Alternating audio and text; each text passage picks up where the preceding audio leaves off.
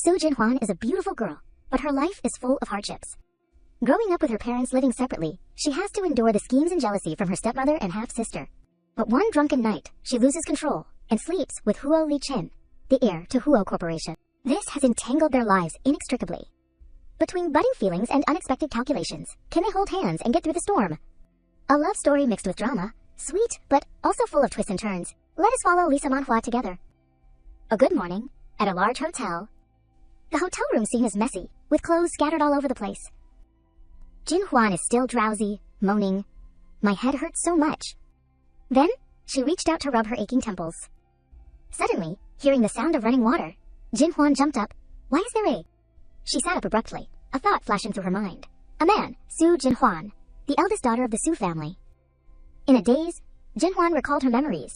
What happened, I only remember. She tried to recall the scene last night. Last night I attended a schoolmate's birthday dance party at the hotel, and accidentally drank a glass of fruit juice with alcohol. My alcohol tolerance is very poor, a little alcohol, and I get drunk. At that time, Jinhwan staggered down the hotel hallway. Her whole body swayed, as if she was about to fall. Suddenly, Jinhwan fell into a tall man's arms. The person opposite whispered, "Careful." Under the influence of alcohol, Jinhwan looked up at the person blankly. "You are handsome."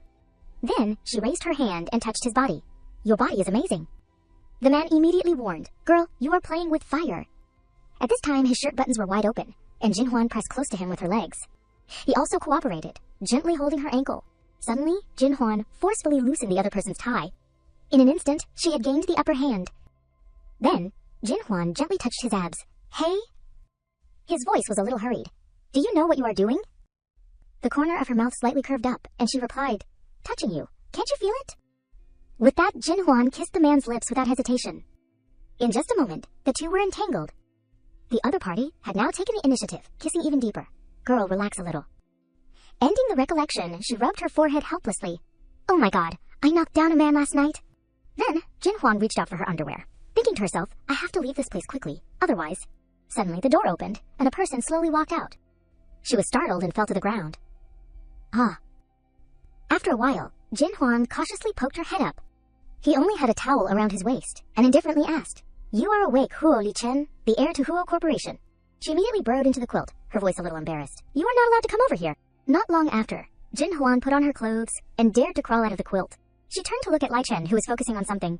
Suddenly, he turned around and glanced at Jinhwan. Then, Li-chen held up a check in front of her. "Your technique is too bad, but seeing you made me happy all night. Consider this your reward." Jinhwan was a little surprised by his words. Seeing her silence, Li-chen frowned and asked, "You think it is too little?" Suddenly, Jinhwan grabbed the bag on the table. She took out a coin and retorted his criticism.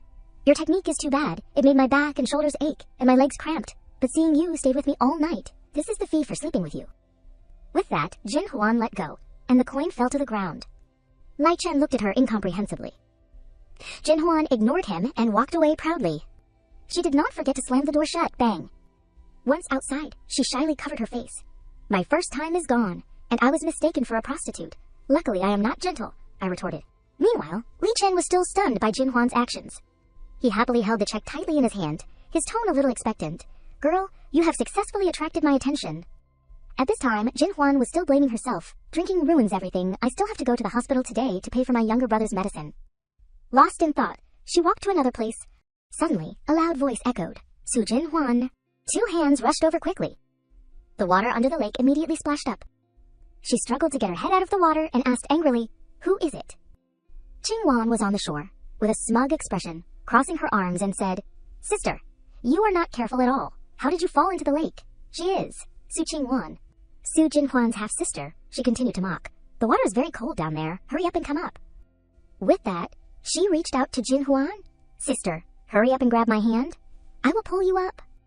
She looked up at Jinhwan, smiling triumphantly.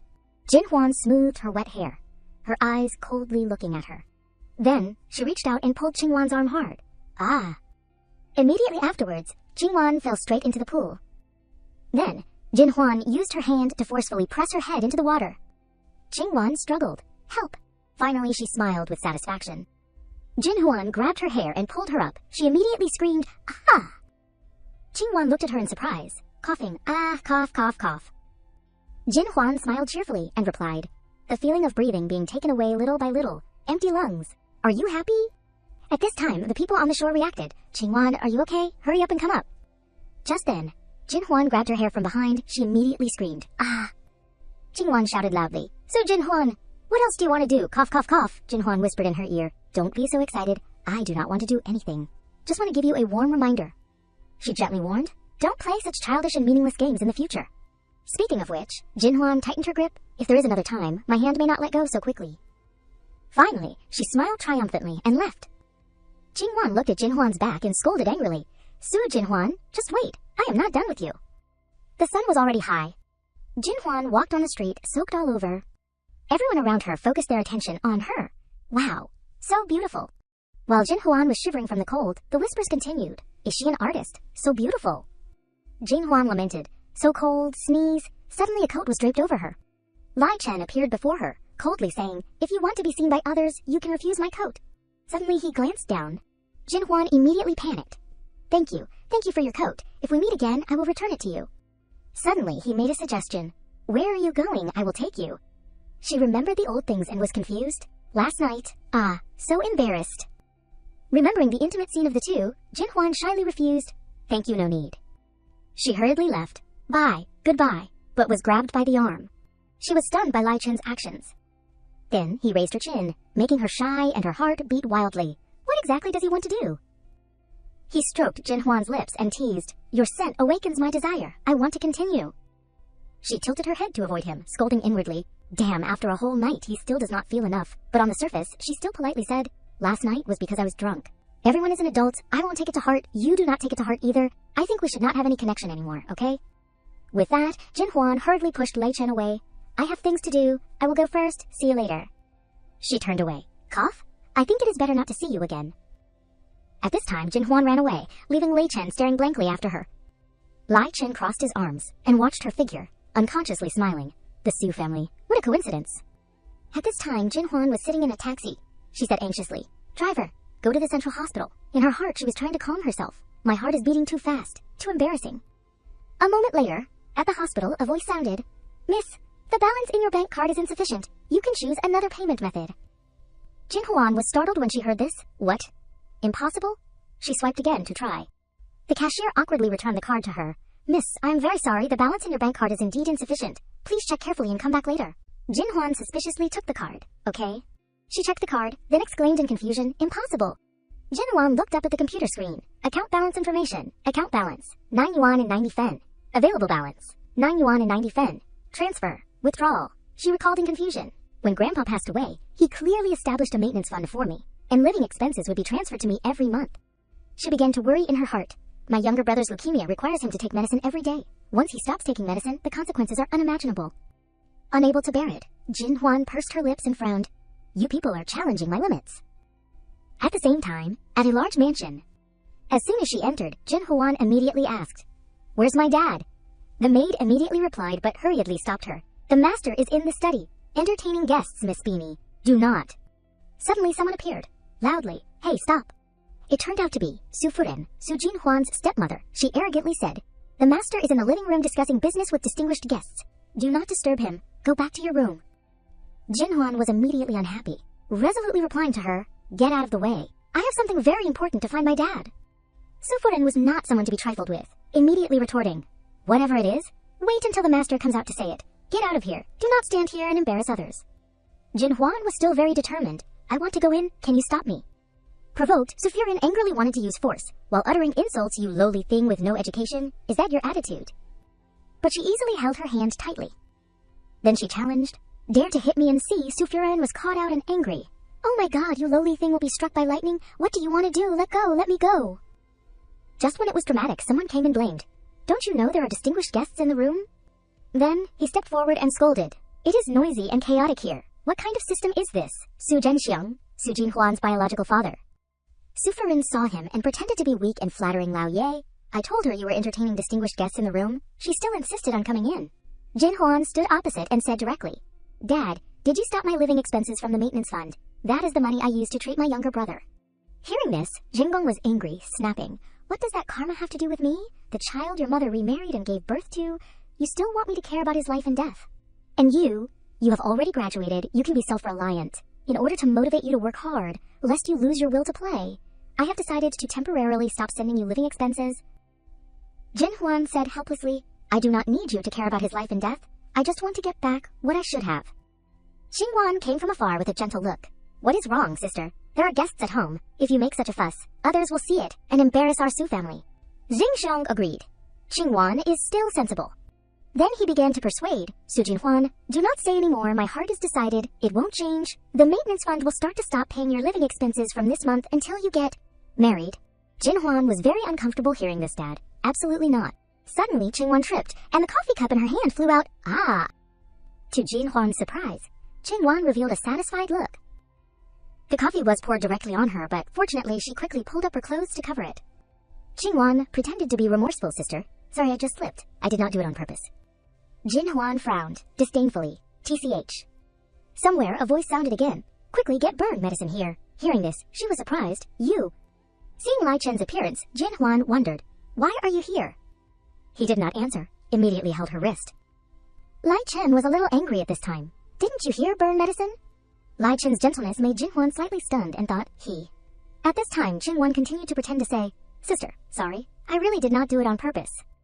Jinhuan pulled her hand out of Lai Chen's and said, whether it is intentional or unintentional, only you know. Qingwan's eyes were tearful, pretending to be weak and begged, Sister, I really did not do it on purpose. If you do not believe me, you can hit me. Hearing this, Jinhuan slapped Qingwan hard. Seeing this, Su Furen angrily scolded, Jinhuan, you are crazy. Qingwan has already apologized to you. She did not do it on purpose. You still hit her. Are you a human being? Qingwan pretended to be pitiful and fell into her mother's arms, sobbing. Hoo. Zhang Xiang also spoke in defense. Jinhuan, you are too much. She strongly retorted. She offered her face and begged me to hit her. I just did as she wished. Witnessing this scene, Lai Chen secretly felt surprised about Jinhuan, this girl. At this time, Jinhuan once again tried to demand justice. Dad, I really need this money. I do not want to turn against you, but if necessary, I will ask the law to intervene. Su Furen pretended to shed tears when she heard this. Lao Ye, look at the good daughter you gave birth to. She wants to report you. Hearing this, Zhang Xiang angrily scolded. You are really an uneducated daughter. I did this for your own good. I will ask someone to transfer the money for this month to you, but from next month, you must be self-reliant. After listening, Jinhuan took off her coat and politely said to Lai Chen, Sorry, I dirtied your coat. I will wash it clean and return it to you. Then his pupils glanced slightly. In Lai Chen's eyes, she walked away proudly with her long curly hair. Seeing them talking, Zhang Xiong wondered, Huo Shao, do you know my daughter Jinhuan? He only answered a vague but meaningful sentence. Close relationship? The servant had arrived at this time. Huo Shao, the burn medicine you need is here. Then he turned and left. Qingwan pursed her lips tightly, thinking with jealousy, Su Jinhuan, you slut. She was so angry that she trembled, thinking harshly. Don't think that just because you slept with Huo Shao he will be yours, from small to large, as long as it is something I want. I have never failed to get it. At this time, Jinhuan had returned to her room and gently closed the door. Suddenly the door was touched hard by someone's hand, causing it to stop. Seeing Lai Chen coming to her place, Jinhuan was slightly frightened. What else do you want to do?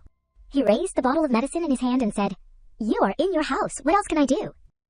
Jinhuan retreated, reaching out towards Lai Chen.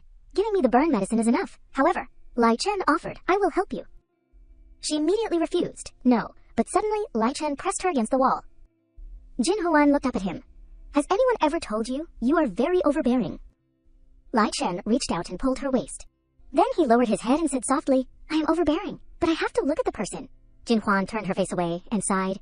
It seems I am too unlucky. Lai Chen raised her chin, his pupils still not wavering. You should say it is your luck. Hearing this, Jinhuan was stunned. You. Then suddenly Lai Chen picked her up, causing her to scream in panic. Put me down, you bastard, put me down. The sunlight shone into the room. At this time, Jinhuan was forcibly lying on the bed by Lai Chen. She angrily shouted, You, what do you want to do?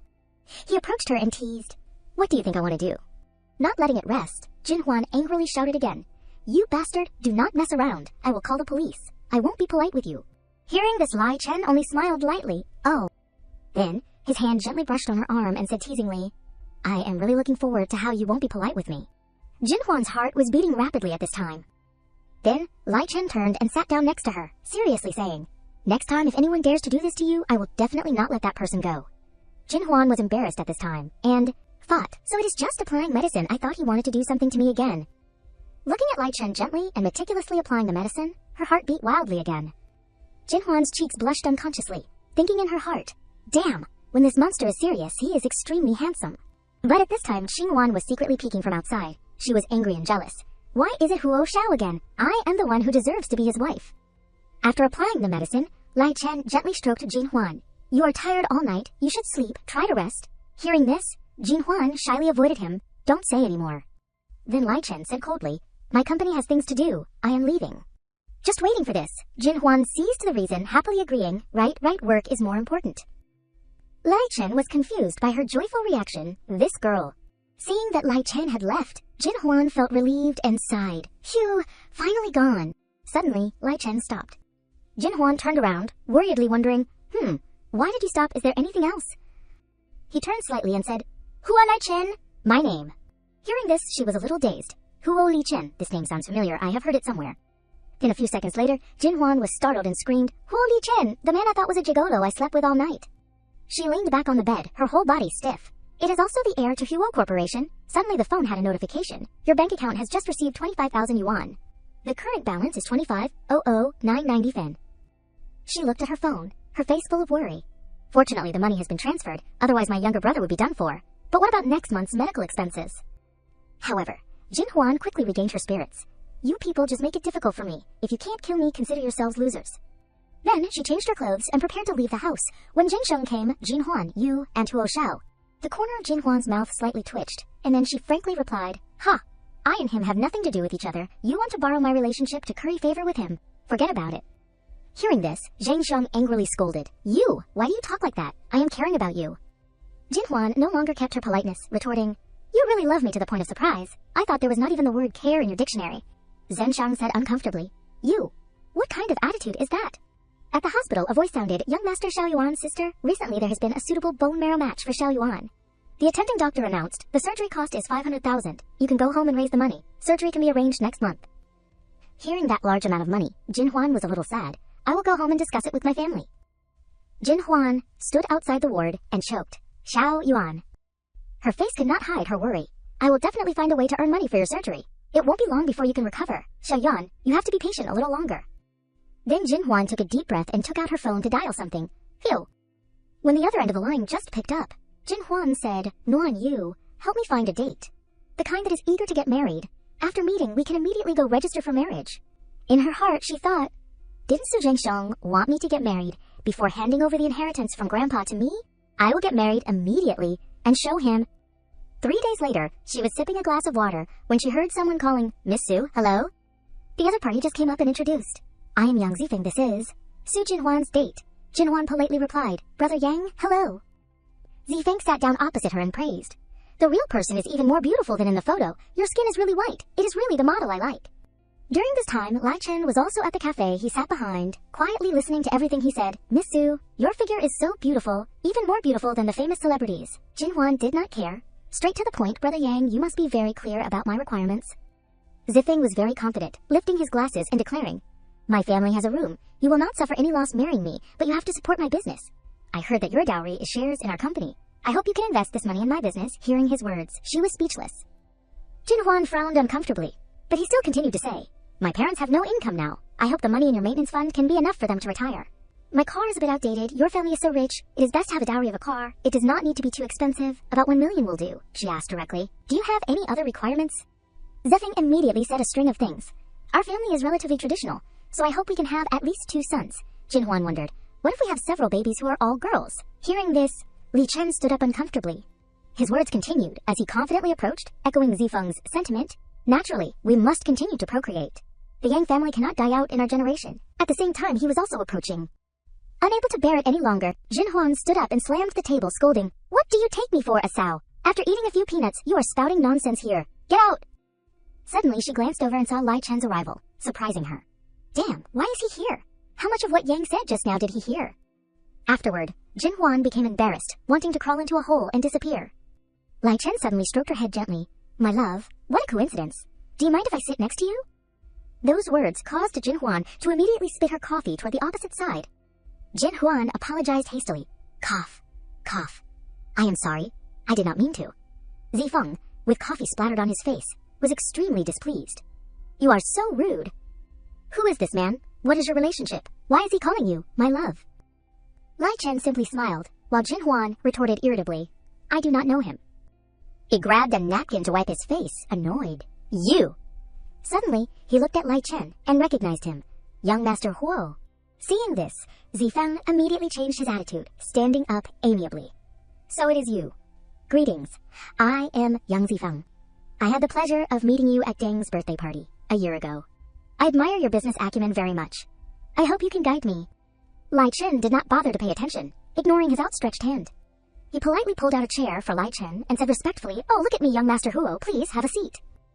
Afterward, Zifeng beamed. "Waiter, another glass of water here." With Lai Chen present, he turned to Jin Huan, flattering, "Miss Su, so you are a friend of young Master Huo.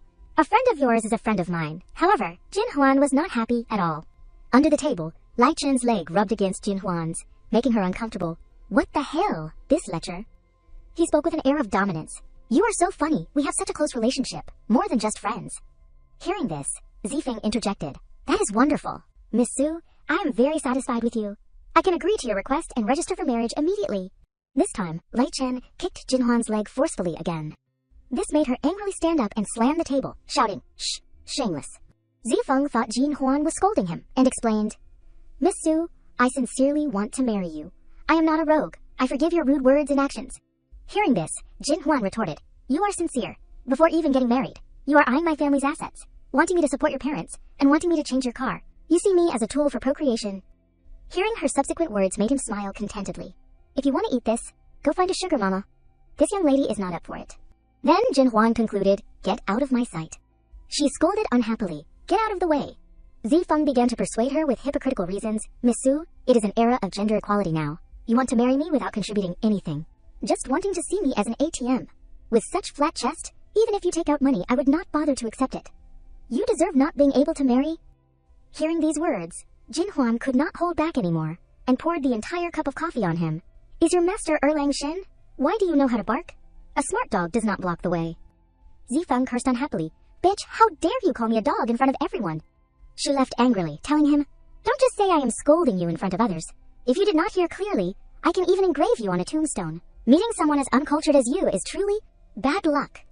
Hearing this, Zifeng roared, "Stop right there. This suit cost me tens of thousands. You compensate me for the clothes before you can leave." Jin Huan, just as she reached the door, found it ridiculous. "Compensate you with your life, you psycho." He still tried to pull her back. "Stop, hey." At this moment, Chen Lai stepped forward, patted Zifeng on the shoulder, and threatened softly, "How many lies do you have? You dare to scold my woman." Hearing this, he was shocked.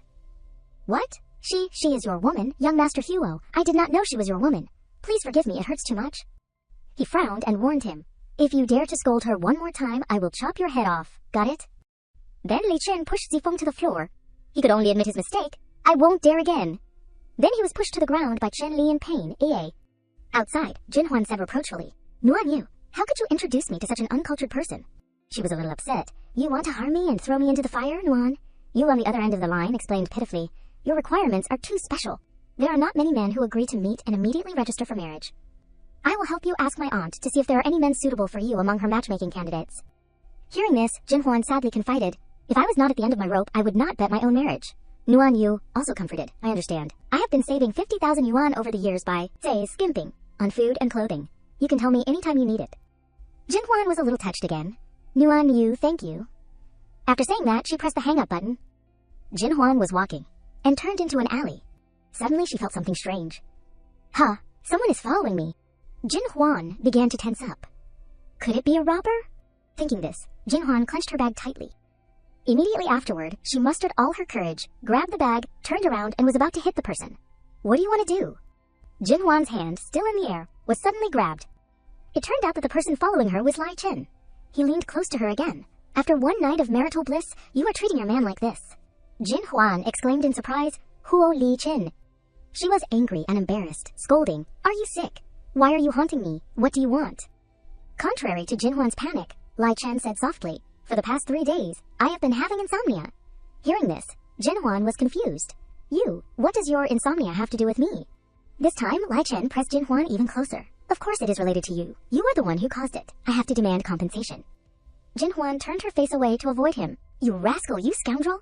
But he lifted her chin. Then Lai Chen placed a kiss on her lips, making her heart beat wildly. Jin Huan's heart was secretly panicking. He. Lai Chen took her hand and placed it on his left chest. Her mind was in a mess right now. His domineering breath makes me unable to breathe. Jinhwan put her arm around his neck and enjoyed it. His kiss is like being addicted to a sweet poison, making me unable to escape. The two people's lips were intertwined. Suddenly, a child passing by saw this scene and asked curiously, "Mom, look, what are that uncle and aunt doing?" The mother gently explained, "Don't look, it is just monsters fighting." Hearing this, the child said excitedly, "Are monsters fighting very fun? Do Mom and Dad like monsters fighting too?" The mother was caught and was a little embarrassed. Do not say any more. Let us go." At this moment, Jinhwan shyly pushed him away slightly and thought, how embarrassing, this person really has not stopped. Afterward, she mustered all her strength to push Lai Chen away. I can't push him away at all. Unable to bear it any longer, Jinhwan bit his lip. Chup. He frowned uncomfortably in pain. Jinhwan said angrily, wiping her mouth, "Huo Li Chen, you are a hooligan." Lai Chen reached out to grab her hand. However, Jinhwan quickly pulled her hand away. Then she ran away quickly, scoundrel. He reached out and touched his lips, while watching her back. Su Jinhwan. Lai Chen's lips were bruised, but he was still happy. "You are the woman I have set my sights on." Lai Chen put his hands in his pockets and said confidently, "You think you can escape?" At the New Year's Eve nightclub, a colleague's voice gently called her back. "Xiaosu, room 606 is calling for wine. Please bring it over there quickly." "Sister." He also thoughtfully instructed Jinhwan carefully. "Inside are all rich people. If you serve well, you will definitely get a lot of tips." She smiled and nodded. "Yes, thank you, sister." She took the tray of wine with joy, sister. "He is so good, knowing that I have to come to the nightclub to work and earn money for my younger brother, so she often takes care of me." A knock on the door echoed with a greeting. "Hello, your wine has arrived." As soon as the door opened, the sound of loud music and laughter filled the air. Jinhwan smelled the scent in this place and coughed softly. The smell of medicine and alcohol is too strong." She slowly walked to the table and arranged the two bottles neatly. "I should quickly put the wine down and leave here." Suddenly, an arm wrapped around Jinhwan's waist, startling her. She jumped up and hit the man behind her. He was arrogant and immediately caused trouble. "Are you a new person? Do you understand things? Do not you want to work anymore?" Jinhwan leaned against the wall and quickly apologized. "I am sorry. I did not mean to. I apologize to you. I am sorry." In her heart, Jinhwan hoped that he would soften his tone. I can't let him make a big deal out of it. At that moment, a mean girl interjected, "Wow, what does she think young Master Chu is?" Qingwan walked to his side and added fuel to the fire. "Is it over with a casual apology?" She recognized her. It was Su Qingwan. Jinhwan frowned unhappily. "She is also here." She had to take a step forward to mediate. "Sir, what do you want then?" Young Master Chu smiled contemptuously. "What do I want?" He took out a stack of money from his pocket. Then he threw it into the air and forced Jinhwan to do as he said. "My money fell carelessly. You have to help me pick it up one by one." She glanced at the money falling in front of her with resentment. "Otherwise, do not even think about leaving this door." Qingwan did not miss the opportunity and deliberately made things difficult for Jinhwan. "Also, you can't pick it up with your hands. Kneel on the ground, like a dog gnawing a bone. Use your mouth to pick it up, one by one." The people around chimed in to tease. Right, good idea. Young Master Chu and Qingwan still have many ideas. Hurry up and kneel down. Pick up the money with your mouth." She laughed contemptuously and took out her phone to record this moment. "Bitch, you also have today." In her heart, she had her own plans. "I have to record your farce and send it to Huo Li Chen to see if he still wants to care about you." Jinhwan frowned, trying to think of a way to escape. "It seems that if I do not do this, do not even dream of withdrawing completely tonight." She suddenly snatched Qingwan's phone, and she only had time to shout, "Ah, my phone!" Jinhwan threatened loudly. "You are not allowed to come over here, otherwise I will immediately call the police." Qingwan cursed. "Bitch, give me back my phone." She secretly thought, Su Qingwan holding the phone has reminded me, in case of a dangerous situation, the first thing to do is to call the police. Then she smashed a bottle of wine. "Whoever dares to come over here, I will cut your throat. With this..." The people around her became tense, and no one dared to speak. Her face became sharp, raising the broken bottle forward. "You are all noble young masters and ladies, and I only have a poor life. I am not afraid of death. If you do not believe me, then try it." She looked at them coldly. Qingwan spoke loudly, but her legs had unconsciously retreated.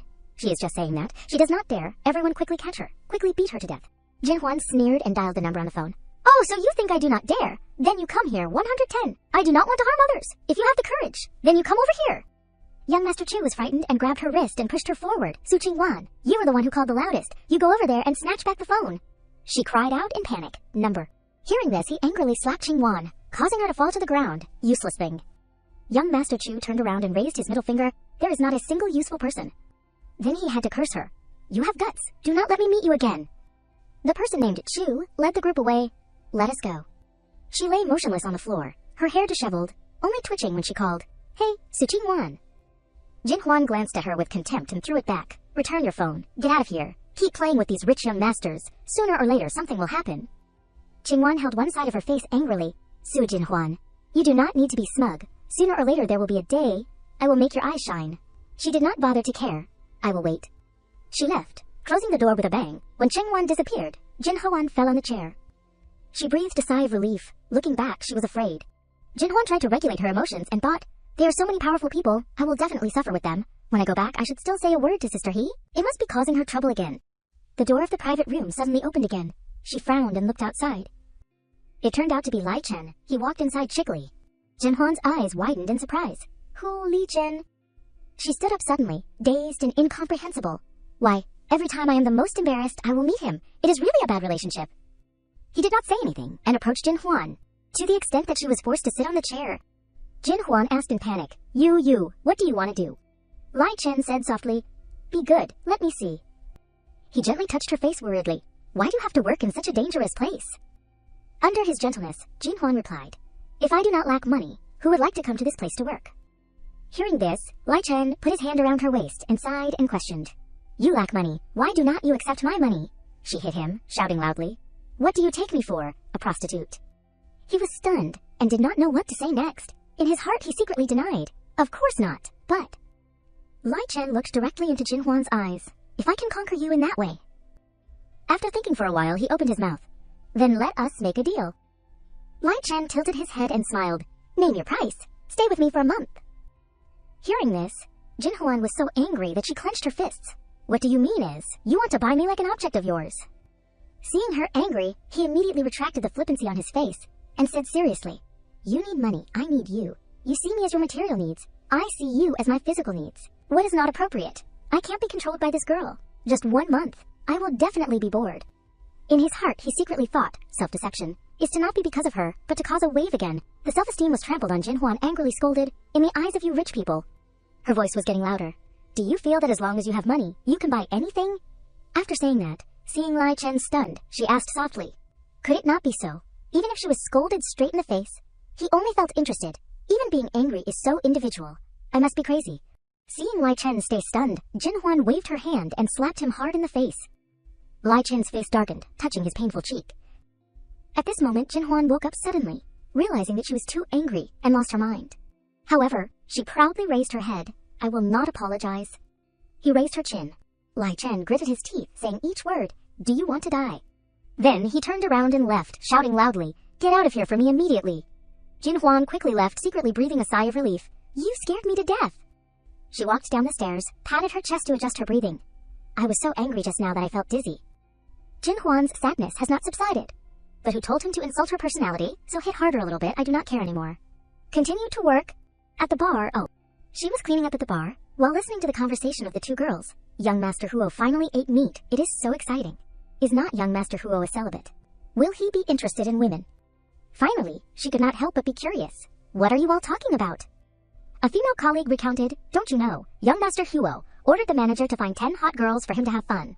She asked again, which young Master Huo? She said calmly, Huo Li Chen. This name was like a bolt from the blue for Jin-hwan, Huo Li Chen. Seeing her pale face, the female colleague patted her shoulder and teased. So Su is unhappy because she was not chosen. It is okay.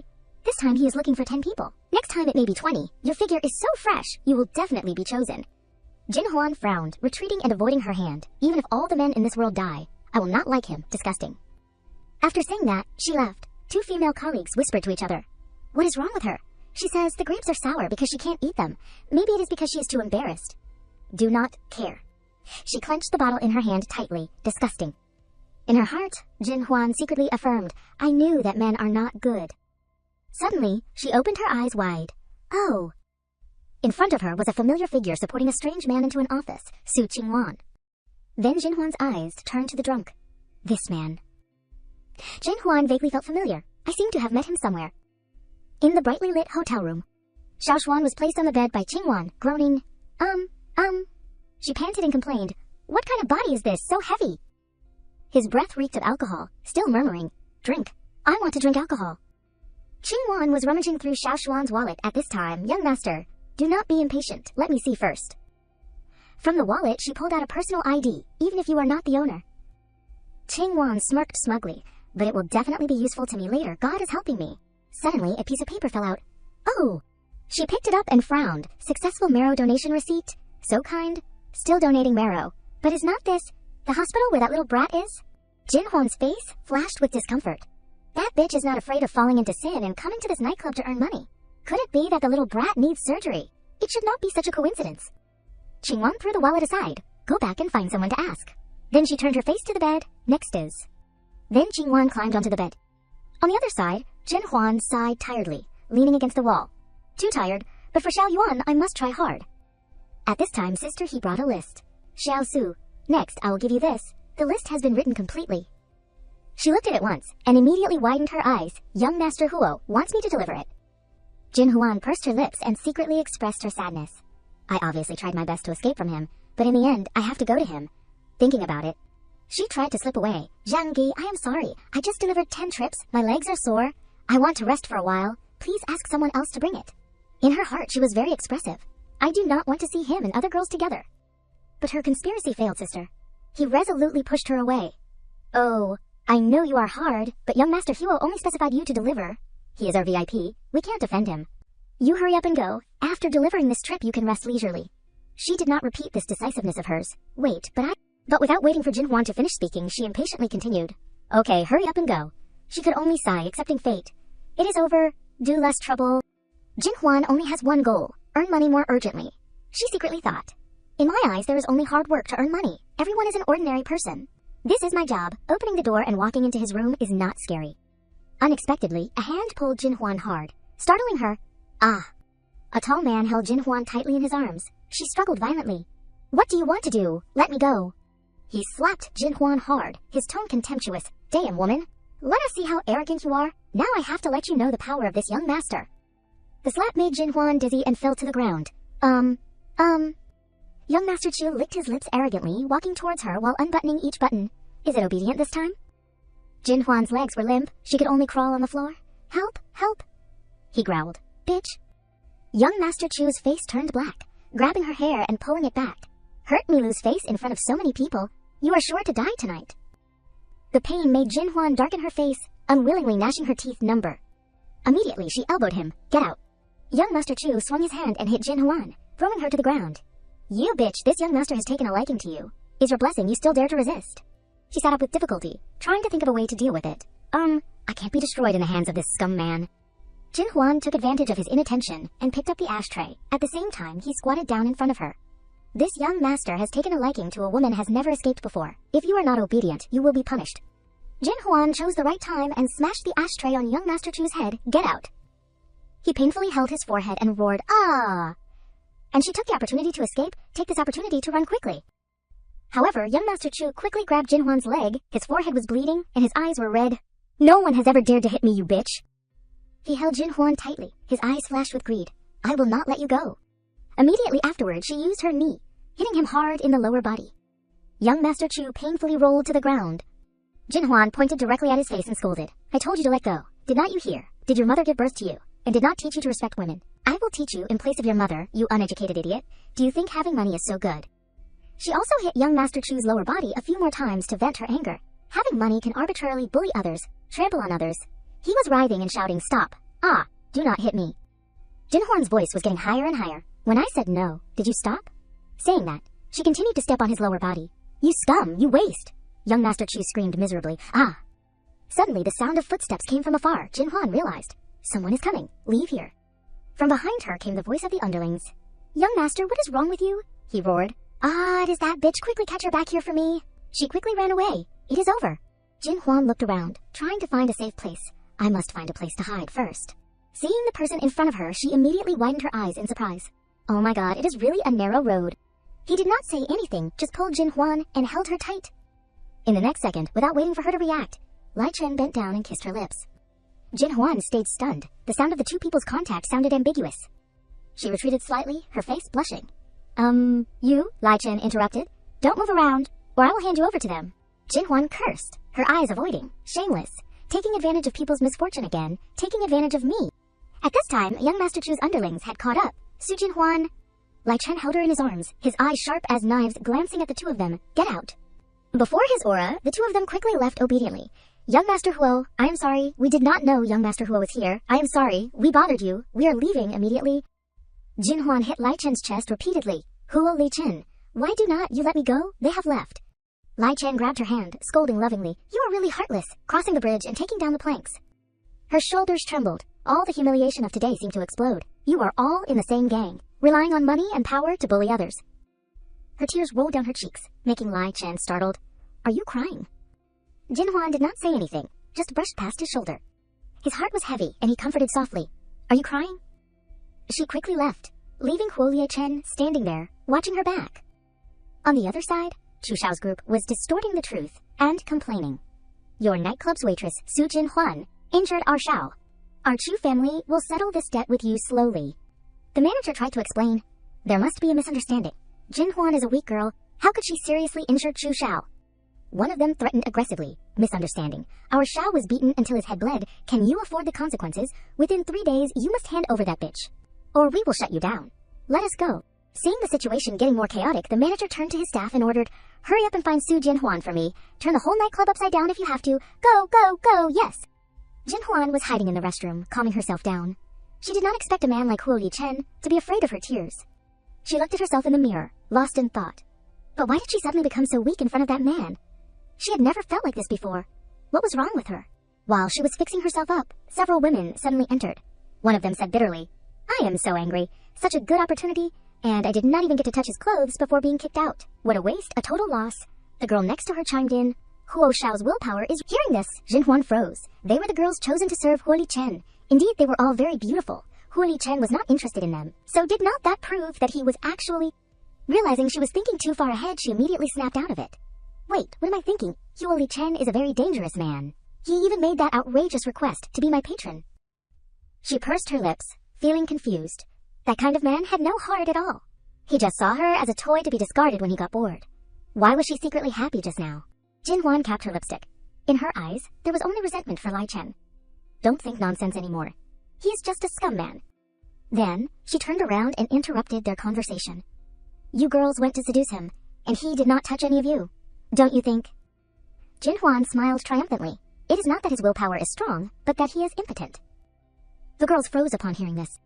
Jinhwan awkwardly pretended to cough and turned to leave. Ah, cough, cough, everyone, continue talking. I will go first. As soon as she stepped out, she was face to face with someone who startled her, Huo Li Chen. Jinhwan was so surprised that her mouth dropped open. Why is he here? So he would not have heard it, right? She tried to calm down and said, I am going to work. Please move aside. Suddenly, he reached out and lifted Jinhwan's chin. I am impotent. Lai Chen stared at her, thinking, it seems I was too gentle that night, which is why she dares to openly lie about me. Jinhwan forced a smile and waved her hand, trying to explain, Huo Xiao is handsome and unrestrained, more virile than anyone else. How could you be impotent? It is just a misunderstanding. Just a misunderstanding. In her heart, she regretted it. She knew that karma from loose talk came so quickly. She would not have been so quick-tongued just now. He deliberately teased her. Really? At this time, the people searching for Jinhwan were working hard. Where is she? She is not here. Let us try over there. Lai Chen immediately pulled Jinhwan into his arms. She stared blankly up at him. You... He tried to shield Jinhwan and whispered, Shh, I do not want to hurt you. If you do not want to be caught, do not move. She tilted her head and looked around. They were the nightclub security guards. The Chu Xiao was still looking for her. Jinhwan said worriedly, the nightclub security guards want to catch me. Lai Chen ordered her, don't talk, follow me. The manager saw that she was being shielded by him and called out in surprise, Huo Xiao and Xiao Su. He said anxiously, Huo Xiao, you can have any kind of girl you want. Su Jinhwan is my subordinate. She has caused trouble. He was extremely flustered. Su Jinhwan was Huo Xiao's person. What was going on? He could not offend Huo Xiao for Chu Xiao's sake. I am just an employee. Please let me go. Lai Chen frowned unhappily. What do you mean? Do I need your permission to take someone with me? The manager hurriedly explained in fear. I would not dare. It is just that Chu Xiao is determined to have this woman. If you take her away, we really won't be able to explain it. Huo Xiao, please be generous and help us. Seeing the situation getting bigger and bigger, Jinhwan became flustered. It seemed that Chu Xiao's matter was a big deal. The manager wanted to hand her over to settle things smoothly. She stated frankly, Manager, Chu Xiao attacked me first. I was just defending myself. People rushed over from behind, calling, Xiao Su, Manager. Sister He and two other colleagues spoke up for Jin Huan. Manager, Chu Xiao, is very perverted. He relies on his family's money and does not respect us at all. That is right. He always torments people and does not treat us like humans. She stepped forward and said, Manager, you heard that too. He is used to it. Jin Huan spoke out about everyone's grievances. We are just service staff, but we also earn our wages through our own efforts. Does that mean we have to endure humiliation? Sisters, am I right, sister? He continued. That is right, manager. I do not agree with you handing Xiao Su over to him. It is inhumane. The two girls next to her also spoke up. We do not agree either. Lai Chen cast a surprised glance at her. It seemed that the way he looked at Jin Huan was different, sparkling and shining. This girl was definitely not a weak flower. She would not let herself suffer in any situation. At this moment, she said strongly, Manager, you should be on our side. He picked up his phone and pressed something. Since that is the case, I will help you one more time. Hearing this, the manager angrily scolded everyone. Are you trying to make me angry to death? Are you going against the heavens? Chu Xiao is a powerful figure in the city. If I do not hand her over, the nightclub will be in trouble. Then all of you will be unemployed. These words silenced everyone. What the manager said was not wrong. Jin Huan fell silent, lost in thought. If she did not hand herself over, many people would lose their jobs. Did she really have to fight that scum until she was exhausted? The silence was broken when Li Chen suddenly spoke. Just a small Chu family is enough to scare you like a dog who lost his master. You are useless. I just invested in this nightclub. Now I am the biggest shareholder here. He said sternly to the manager. He wants someone. Tell him to come and ask me himself. The two girls next to her immediately expressed their admiration. Wow, he directly bought shares. Huo Xiao is so handsome. With Huo Xiao backing us, see who dares to touch a hair on the nightclub. Xiao Su does not need to worry anymore. Seeing his actions, her heart beat faster than usual. She thought to herself, what does he mean by doing this? It is not because of me, is it? Thinking of this, Jin Huan waved her hand. No, Su Jin Huan, you can't be so self-absorbed. He must be doing it for his own face. Don't think too much. Then she turned to Lei Chen. But, Huo Lei Chen, this guy is even more arrogant in the end. He said a little impatiently, I do not have time to waste here. If that true guy has any more problems, tell him to come to the Huo family to find me. Immediately after, Lai Chen left. At that moment, everyone cheered happily. Great, we do not have to be afraid of Chu Xiao's dirty hands anymore. The manager flustered and ordered, Enough everyone, stop going crazy. Quickly return to your work positions. After observing in silence for a while, she decided to leave. The manager saw this and asked, So Jin Huan, where are you going? Jin Huan hurriedly replied, I am going out for a while. I will be back to work soon. At the parking garage, Jin Huan had chased after him to the underground parking garage. At this time, Huo Li Chen was preparing to get into his car. She called out loudly, Huo Li Chen. Even though she could no longer see him, she still politely shouted, Thank you. Hearing the voice, he glanced at her indifferently. The corners of Lai Chen's lips curled slightly. Then he closed the car door and ordered, Drive. Jin Huan stood silently, watching Lai Chen's car leave, feeling very grateful in her heart. If it were not for his protection, she was afraid that she would have been in serious trouble this time. She smiled happily. No matter what, thank you, Huo Li Chen. The car suddenly stopped.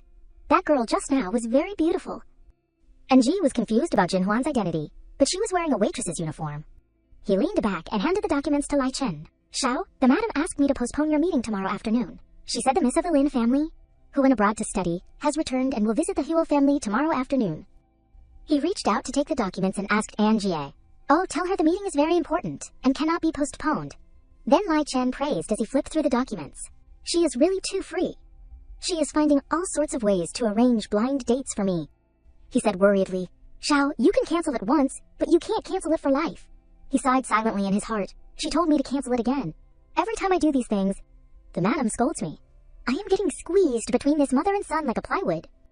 Anji's words were not without reason. Lei Chen was silent in thought. His mind was full of thoughts. For life? Suddenly a call rang out, interrupting him. Xiao? Anji wanted to persuade him. You are not young anymore, and the madam wants to have grandchildren. Why do not you please her and find a girl who's a good match? Before he finished speaking, Lai Chen slammed the documents down and replied coldly, I am not a stud that she can use to carry on the family line. Lai Chen frowned sarcastically. After mating, she still wants a good match. Seeing Lai Chen's sullen expression, Anji's face turned pale. He cried silently, I should have kept quiet. Suddenly Lai Chen propped his chin and ordered, That is right, Xiao Xin. Help me investigate someone, Su Jin Huan. Switching scenes to another place, clothes were scattered on the floor. Xiao Xuan was still sleepy when he was awakened by crying. He rubbed his eyes uncomfortably and woke up.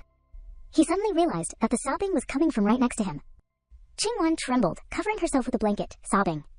Xiao Xuan sat up in shock and asked, Who are you? Last night He tried to recall what happened last night in confusion. What is going on?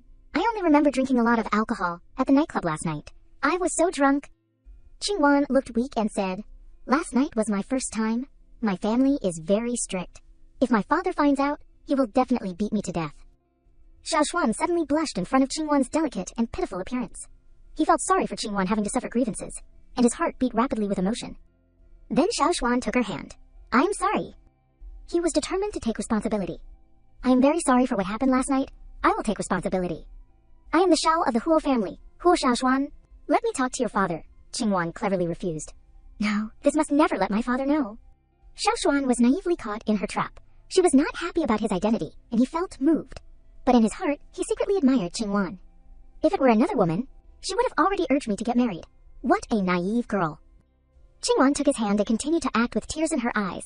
"I am a very traditional girl, but if you really want to take responsibility for me, I hope we can start by dating." "Okay," Xiaoshuan agreed without hesitation. "Okay." Seeing that she had achieved her goal, she smiled happily on the surface. "Thank you. My name is Su Qingwan." But in her heart, she scolded Xiaoshuan severely. What an idiot! At this time, at Jinhuan's place, loud knocking and screaming woke her up. "Su Jinhuan, open the door now. Su Jinhuan, get out here," she asked sleepily. "Who is making a fuss so early in the morning?" She reluctantly lifted the blanket and went out. The screaming was still loud. "Su Jinhuan, open the door quickly." Jinhuan recognized the voice. It was Mother Su's. Why is she causing trouble so early in the morning? Disturbing people's beautiful dreams will be struck by lightning. Then she angrily opened the door. Disturbing other people's sweet dreams so early in the morning will be struck by lightning. She threw the pile of documents at Jinhuan and said, "Before I get struck by lightning, you should worry about yourself first." She caught the pile of papers in surprise. "What is this?" she smiled triumphantly. "Your day has come."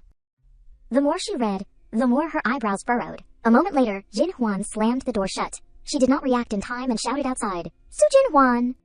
She could not do anything but stand outside and scold like a loudspeaker. "Su Jinhuan, you uneducated daughter. You bitch, wait to go to jail. The house you are living in. Your funds and the shares that old man left you all belong to my Qingwan inside." Jinhuan clenched the paper tightly. The content inside. This was Kamini, a lawyer's letter from Chu Shao, saying that she intentionally caused injury, resulting in him being unable to move. Reading this, she was a little surprised. He is paralyzed, he is so weak. But then she sighed and smiled slyly. "You are framing me, right? I am willing to play with you to the end." As she said that, she took out her phone and found someone's number. The phone was quickly connected, and an annoyed voice came out. "Good heavens, what time is it that you are calling me?"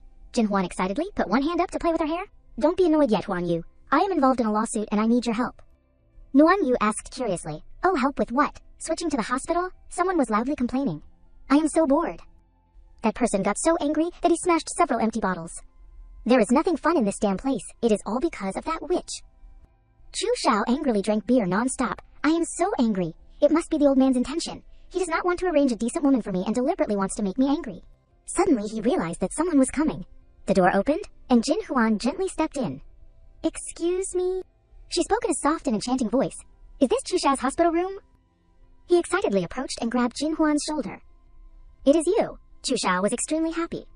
Although she had changed her makeup style, she was still insanely beautiful. Jinhuan looked flustered and pitiful.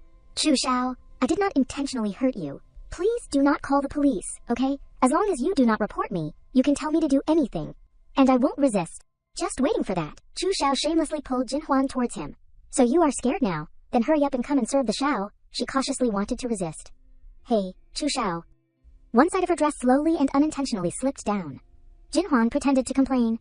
"Be gentle, my clothes are coming off." He opened his eyes wide in excitement, looking at her body. "I can't hold back anymore." Jinhuan suddenly noticed the bulge in his pants. She pretended to step back and questioned, "Chu Shao, did not you say that I beat you until you could not move? How can you still?" Jinhuan had anticipated everything. She knew he was trying to frame her. He did not care and came over to caress her cheek. "Just relying on your strength is ridiculous," Jinhuan warned him. You dare to deceive me. You won't have a good life." The more Jinhuan refused, the more excited he became. "You are really vicious. What is wrong with this Shao? You will find out soon enough. If you make this Shao happy, I might consider withdrawing the lawsuit." Jinhuan was about to raise her hand to hit him. "Dream on. You are completely fine. You are faking evidence to frame me. Aren't you afraid I will call the police?" Chu Shao grabbed her hand and asked arrogantly, "So what if the Shao fakes evidence?" He was breathing more and more heavily, getting closer to Jinhuan. "I am telling you, I have the best team of lawyers in this city helping me. If you are not obedient, I will make sure you can never get out of prison in this lifetime." At this point, Jinhuan had achieved what she wanted. She smiled lightly. You admitted to faking evidence. That is enough. He was stunned by her reaction and questioned suspiciously. What did you say? As soon as he finished speaking, a vase appeared out of nowhere and smashed him on the head. Chu Xiao fell to the ground in pain. He screamed, holding his bleeding head. Nuan Yu shouted to remind her. Suzu, run! She dragged Jin Huan away. I recorded everything. It is so rare he can't move. But as soon as he sees a beautiful woman, he is all over her. With this video, I will see how he frames me. Jin Huan breathed a sigh of relief. That is great. She opened her eyes resolutely. For Xiao Yuan. Jin Huan was extremely determined. I absolutely cannot let anything happen. In the hospital room, Chu Xiao hugged his wound and ordered angrily, Don't run! Where are you? Come here and catch those 2 bitches for me. He roared and cursed. Where did the security guards go? Perhaps he was bleeding too much. He fell to the ground again. A pair of shiny leather shoes appeared before his eyes. Useless trash. Hurry up and chase after them. Looking closely at the person standing in front of him, he was shocked and frightened, sitting up abruptly. The man standing there was Lai Chen. His expression was so gloomy that it looked like he was about to kill someone. Chu Xiao was so scared that he stammered, unable to form a sentence. You. He wondered to himself, why is Huo Li Chen here? Lai Chen did not answer him. He suddenly kicked Chu Xiao hard. Then he warned, She is the person I am protecting. You still dare to touch her, are the 3 words, Huo Li Chen. Nothing in your heart. He was so frightened that he burst into tears, crying and explaining, No, I did not. She came to my door herself. Lai Chen did not bother listening to his excuses and kicked him again, cursing, useless. Chu Xiao cried out in pain from the beating. Then Lai Chen showed no mercy. He casually waved his hand and ordered, He wants to be childless. Go fulfill his wish. The bodyguards following behind quickly complied, yes. One of the bodyguards kindly told him, Mr. Chu, relax, don't be nervous. It will only hurt for a little while and then it won't hurt anymore. He backed away, trembling all over, begging, No, please spare me. We only have 1 grandson in our family. Please, how much money do you want? I will give you all my assets. But it was too late. His terrified screams echoed outside, sounding tragic. Returning to Lai Chen's side, Angie worriedly followed behind, reporting, Xiao, the madam has found out that you invested in the nightclub. She is investigating this matter, and might find out about Miss Sue's matter very soon. Hearing this, he could only be silent and frustrated. She is interfering in my business again. He suddenly saw something. Lai Chen stopped. It turned out that standing in front of him were Jin Huan and her friend. Nuan Yu suggested, Susu, I have already called a taxi. Let us wait here. She nodded in response. Okay.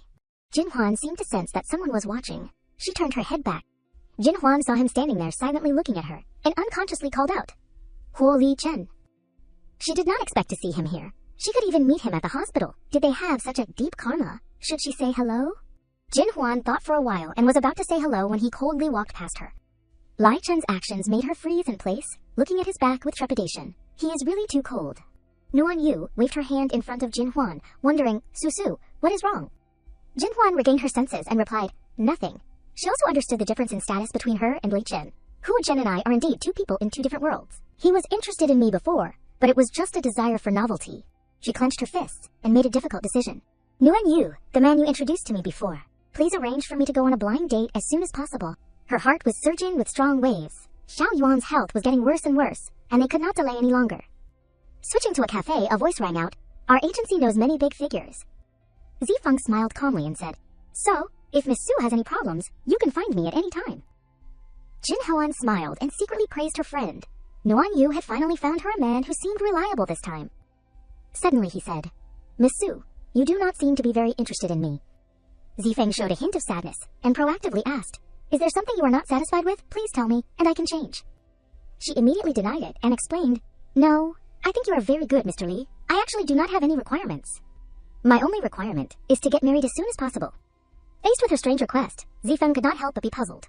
Miss Su's conditions are clearly so good. Why are you in such a hurry? Jin Huan embarrassedly recounted, Because I have a younger brother with a different father who has leukemia. As long as I get married, I will get a dowry that can be used to have my brother operated. Go on. Zifeng sympathized with her and offered, so that is how it is. Miss Su's sisterly... Feeling Zifeng's gentleness, Jin Huan was very grateful. Thank you. She was glad that someone understood her situation. It is so difficult to meet a man who understands my way of doing things. Her mind suddenly fought again, as if struggling with a feeling that she did not know. This way, I can quickly get the money for Xiao Wan to have surgery. But why did she feel restless and uneasy in her heart? In the end, without giving herself any more chances to turn back, Jin Huan hurriedly urged, Mr. Li, the Civil Affairs Bureau has not closed yet. She decided and suggested, Let us go register now. Her heart was determined. I absolutely cannot regret it at this critical moment. Although he had agreed, the events unfolded so quickly that Zifeng could not keep up. So fast, I know it is urgent, but I did not expect it to be so urgent. Jin Huan stood up and repeated Zifeng's words. You said that saving people is like putting out a fire and cannot wait. Suddenly a girl appeared out of nowhere, panting, and pointed at the two of them, scolding, You adulterous couple. She yelled angrily, You fuck spirit, daring to seduce my husband. Jin Huan looked at her blankly. What? Zifeng stood up abruptly and said annoyed. Li, what are you doing? We have already broken up. Ling Li grabbed his collar, refusing to accept it. What breakup? She cried and punched Zifeng. I do not agree. Our child does not agree either, he ordered. You are not allowed to make a scene. Zifeng now remembered Jin Huan with a gloomy face next to him. Miss Su, listen to me, I broke up with her a long time ago. I have nothing to do with her now. She spoke up and blamed. You got someone pregnant, and you are saying you have nothing to do with them. I do not see anything to explain. He tried to justify himself. Ling Li tried to hug Zifeng's arm, crying and making a scene. Why do you have to steal my husband? My child and I can't live without him. People around were whispering and gossiping. What is going on? What is the situation? Ling Li still tried to frame Jin Huan. You are so beautiful. Go seduce a rich man. I beg you, do not steal my husband. Jin Huan crossed her arms and replied unhurriedly. This girl, I just went on a blind date with him today. It has nothing to do with your relationship. Jin Huan criticized her in turn. If he is your husband, please manage him well. Don't let him continue to use the guise of being single to deceive people. The people standing around listening also spoke up, criticizing Zifeng, a cheating man. He is married, and he is coming here for a blind date. How despicable. Jin Huan dusted her shoulders and turned to leave. Mr. Li, if your ex-girlfriend is pregnant with your child, you should treat her well. Mr. Li angrily and flusteredly explained. Miss Su, it is not like that. I broke up with her more than a year ago. This child of hers is not mine at all. Ling Li tried to stop him from behind. The child is yours. If you dare chase after her, I will die with the baby. He stubbornly struggled. Let go of me, she stopped him. I won't let go, wah. While the two were arguing, Jin Huan had quietly left. Su, wah, she left. A moment later, Ling Li sat down on a chair. She leisurely picked up a cake and enjoyed it. Aya, I am so tired from crying. Mr. Li Hao saw Ling Li like this, and his face turned green. You, Ling Li, explain to me, what is going on? She looked up and replied to him in an indifferent tone. What do you mean? Can't you tell? I came to cause trouble? This cake is delicious. Mr. Lai lost his patience and knocked the cake out of her hand. Don't play dumb. Mr. Lai angrily yelled. What are you relying on to ruin my blind date with Miss Su? Ling Li was not to be outdone. She stood up abruptly and scolded straight. What is the matter? I just can't stand you. A scum pretending to be polite and refined. Harming other girls. You are a patriarchal, selfish, and self-serving man. You even hit women. Now you want to hit me too. I am pregnant. Go ahead and hit me if you dare. I will bury you with me, even if it is one corpse with 2 lives. He was speechless by her words. I will consider you powerful. Meanwhile, Anji stood in the distance, monitoring the situation with a camera. That you, Ling Li, is really good at adding drama. He turned around to report to Li Chen. Shao, the truth is, I only did as you instructed. Only called you Ling Li to cause trouble. I absolutely did not teach her to scold Miss Su. He immediately darkened his face, and his voice became harsh. Where did she go? In another place, Jin Huan took a step in thought. Aish. She walked, without paying attention to the people around her. Why are the men I go on blind dates with all scumbags? There is not one reliable one. Suddenly, Jin Huan sighed. The marriage did not work out. I can't get the dowry. What should I do? Suddenly, the noise in front of her made her curious. A crowd of people were constantly discussing. Everyone, do not get so close. She might be pretending. When it is needed, it will cost money again. That is possible. Jin Huan was a little puzzled. What happened? Then, she went and squeezed in. The people around were still talking non-stop.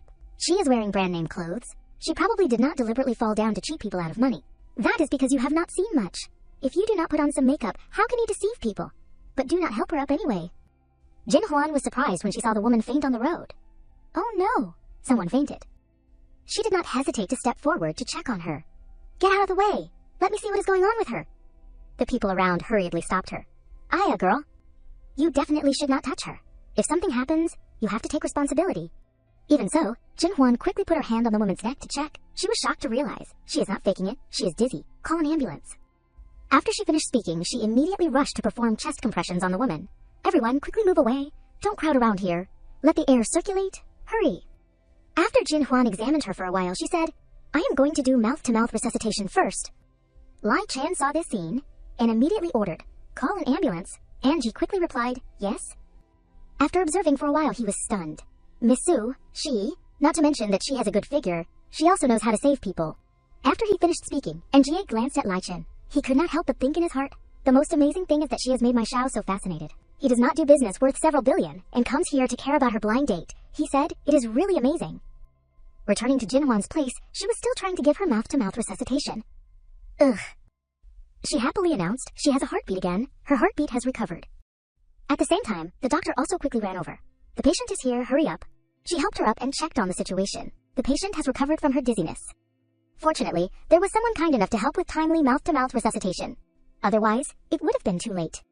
The people around immediately praised Jinhwan.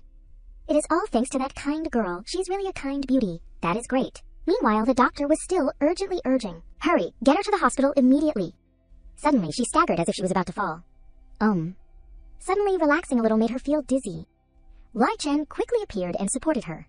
Seeing him, she could not help but be startled. Jinhwan asked in surprise, why is it you? On the contrary, he held her in his arms and replied, your complexion is not very good. Don't talk, close your eyes and rest. I will take you to the hospital. Then he cared for her, holding her in his arms. She called his name shyly, Huo Li Chen. Lai Chen affectionately stroked her head and replied in a pampered tone, don't you want to rest? Isn't your body tired enough? He also made a sarcastic remark, or do you want me to do something to you? Hearing this, Jinhwan quickly pushed him away. No, I want to rest. In the end, she still obediently stayed in Li Chen's arms, her heart pounding. He ignored me at the hospital. Why is he so concerned about me now? Suddenly, Jinhwan vaguely asked, what are you thinking? She could not understand, but she felt that her health was not good. No, I am too dizzy. I am losing consciousness. She lay snugly in Lai Chen's arms. He vaguely asked himself, what am I thinking? In the end, Jinhwan fell asleep in Lai Chen's arms. He kept thinking, what am I doing? Lai Chen carefully placed Jinhwan in the car. Forget it, these things are nothing. He gently touched her strands of hair. Just sleep peacefully like this, and do not worry about me selling you off. That night at the hospital, Jinhwan slowly woke up. I ended up being taken to the hospital by Huo Li Chen. She sat up, still sleepy. Yawn, it feels like it has been a long time since I have slept so soundly. Then, Jinhwan reached for the admission paper next to her. It is late, I should go to work. I should go to the cashier to pay the hospital bill, and then go to work. But her attitude immediately became panicked. 10,000. Wait, did not I just come here to sleep? I lost 10,000. Damn it, what a waste. A moment later, Jinhwan went to pay the hospital bill. The cashier happily said, Miss, your hospital bill has already been paid. You do not need to pay any more. She was a little surprised. It has already been paid, the cashier still replied with a smile. Yes. Jinhwan left in a daze. When Huo Li Chen brought me here, he already paid the bill. She could not help but blame herself in her heart. I clearly did not want to owe him anything, but still. Suddenly, the phone rang.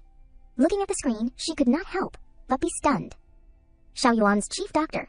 Why is he calling so late? Did something happen to Xiaoyuan? Then, Jinhwan anxiously answered the phone. Hello, Dr. Zhao, my brother. The voice on the other end of the line rang out anxiously. Miss Su, I just received a notification from the hospital that the bone marrow donor for Xiaoyuan clearly stated. His next words stunned her. He can't donate marrow to Xiaoyuan anymore. Jinhwan flusteredly and confusedly asked back, What? Why is that? Is it not enough money? I can give him more? How much money does not matter, I can give it? Dr. Zhao tried to explain. Miss Su, do not get excited. He did not say the reason. Marrow donation is based on the donor's voluntary spirit. If he does not agree, we can't force him.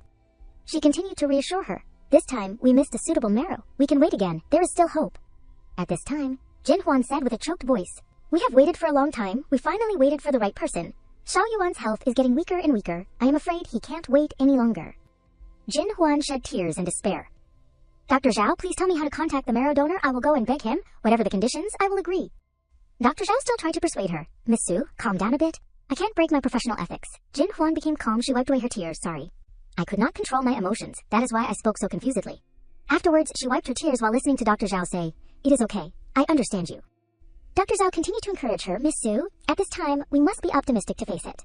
Jinhwan looked up at the sky. Her appearance was extremely empty. God, why give us hope? Then cruelly take it away. Her tears kept falling. She asked herself, Xiaoyuan, what should I do? A moment later, at the Su family villa, Jinhwan overheard the conversation of those two people, Aya, Xiaoshuan. She immediately recognized that woman, Su Qingwan. She leaned against the red car and said, It is getting late. I have to go back. You should also go home and rest. After she finished speaking, Qingwan turned her face to snort coldly at Jinhwan HMPH. On the contrary, Jinhwan ignored her. A thought popped into her head. Su Qingwan found a new boyfriend again. Jinhwan stepped into the house, her heart still a mess. No wonder she did not come to cause trouble these days. Jingwan saw this and shamelessly followed her. Sister, why is your face so ugly? Something must have happened that was very painful, right? She smiled triumphantly. But that is right, ha ha ha ha ha, because of your damned mixed breed. This time I am afraid he is going to greet Yama. Jin Huan heard this and turned around in panic. She tried to question, what? What do you mean? Do you know something? Qing Wan crossed her arms and said in a challenging tone, What? My brother carefully protected. It was not easy to wait for a suitable marrow. Her face became distorted. The cooked duck flew away in the end. Moreover, this duck was me calling it to fly away. Surprised, unexpected, Jin Huan was stimulated. She rushed to strangle her. Qingwan spoke with difficulty, but she made her hands stronger and stronger. What are you doing? Let me go. Jin Huan did not yield and shouted loudly. So it was your trick. Why did you do that? Qingwan had gradually reached the limit, she said intermittently. You mad woman, let go. If I do not tell you to listen, but I only said a few words, I was able to make your brother go to die. On the contrary, Jin Huan still refused to let go. If you have anything you are not satisfied with, just target me. Why do you have to attack Xiaoyuan? It was not easy for him to have the hope of waiting for a suitable marrow. Do you know the marrow donor? What did you say to people? Her face was now turning purple. Let me go, I said, Jin Huan said sternly. Say it quickly. Suddenly, she turned and shouted loudly, Mom and Dad, come save me, sister wants to kill me. Qingwan quickly seized the opportunity to escape. She shouted loudly as she ran away. Su Jin Huan, what are you? I am not afraid of you. With my parents here, I will see how you catch me. Jin Huan threatened, Okay, Su Qingwan, if you have the ability, do not leave the house for the rest of your life. I won't let you go. Time passed quickly. 3 days later, at the pier, Qingwan frowned and thought, I should not have admitted that the marrow donor was my doing at first.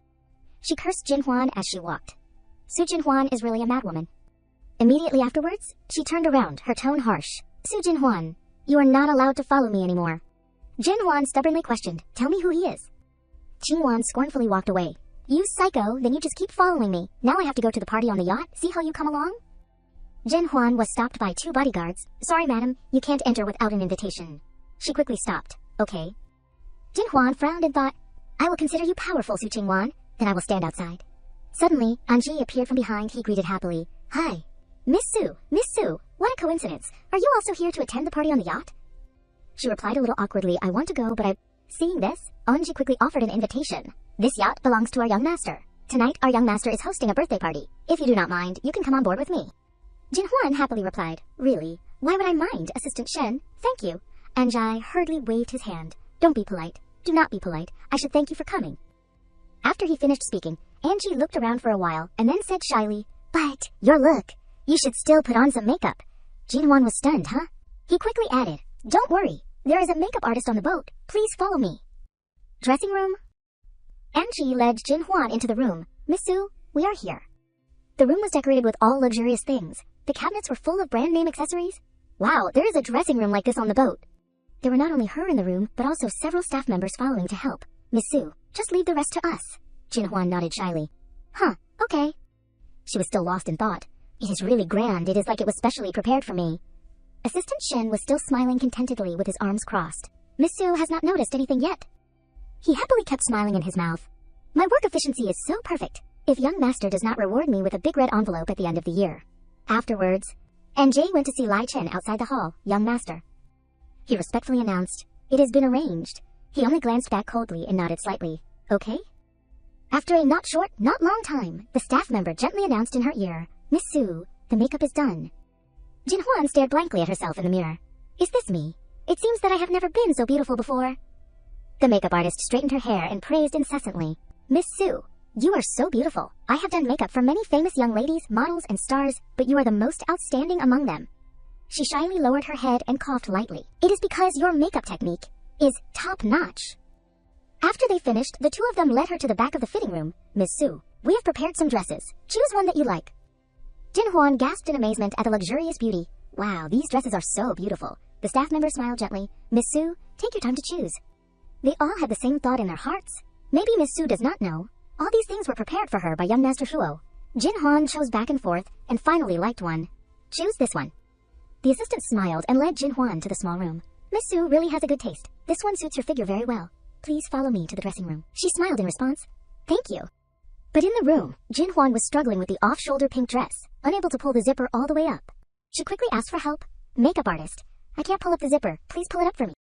An arm reached out to help her pull the zipper up and quietly replied, It is done. Jin Huan was startled and turned around to see who it was, and his face was clearly revealed before her eyes, Huo Chen. She did not understand why she met this man everywhere. Her feet also stepped back, accidentally stepping on the dress. Why is he here? Jin Huan swayed and fell backwards. Lai Chen quickly wrapped his arm around her waist to support her. Jin Huan pushed him away shyly and scolded, "What are you doing, Huo Chen? Let me go." From the very beginning, Li Chen had not taken his eyes off her. He gently stroked the face that looked like an angel present before him. "Today you." Just as Jin Huan was stunned, a quick kiss was lightly placed on her lips. At the unexpected moment of lips touching, her cheeks turned red, and she was still resolutely resisting at first. But in the end, Lai Chen also took her hand and pressed it against his body. Jin Huan was greedily occupied by his plump lips, and a delicate moan slowly rang out. Her head was about to not be able to stand it anymore, her hands tightly clutching him, wanting to break free. I am about to suffocate. Finally, Li Chen regretfully let her go, sweat dripping around his body. Jin Huan regained her senses and flusteredly covered her mouth angrily. How did he get in here? Before she could finish speaking, Lai Chen interrupted her and picked her up. Jin Huan said loudly in panic, "What are you doing? Put me down." He just smiled endearingly. "Over here." Then slowly put her down on the dressing table. Jin Huan was still extremely vigilant. "What else do you want to do?" But Lai Chen only quietly took out a pair of pink high heels. Looking at the high heels in his hand, she was stunned for a moment. "These are for me to wear."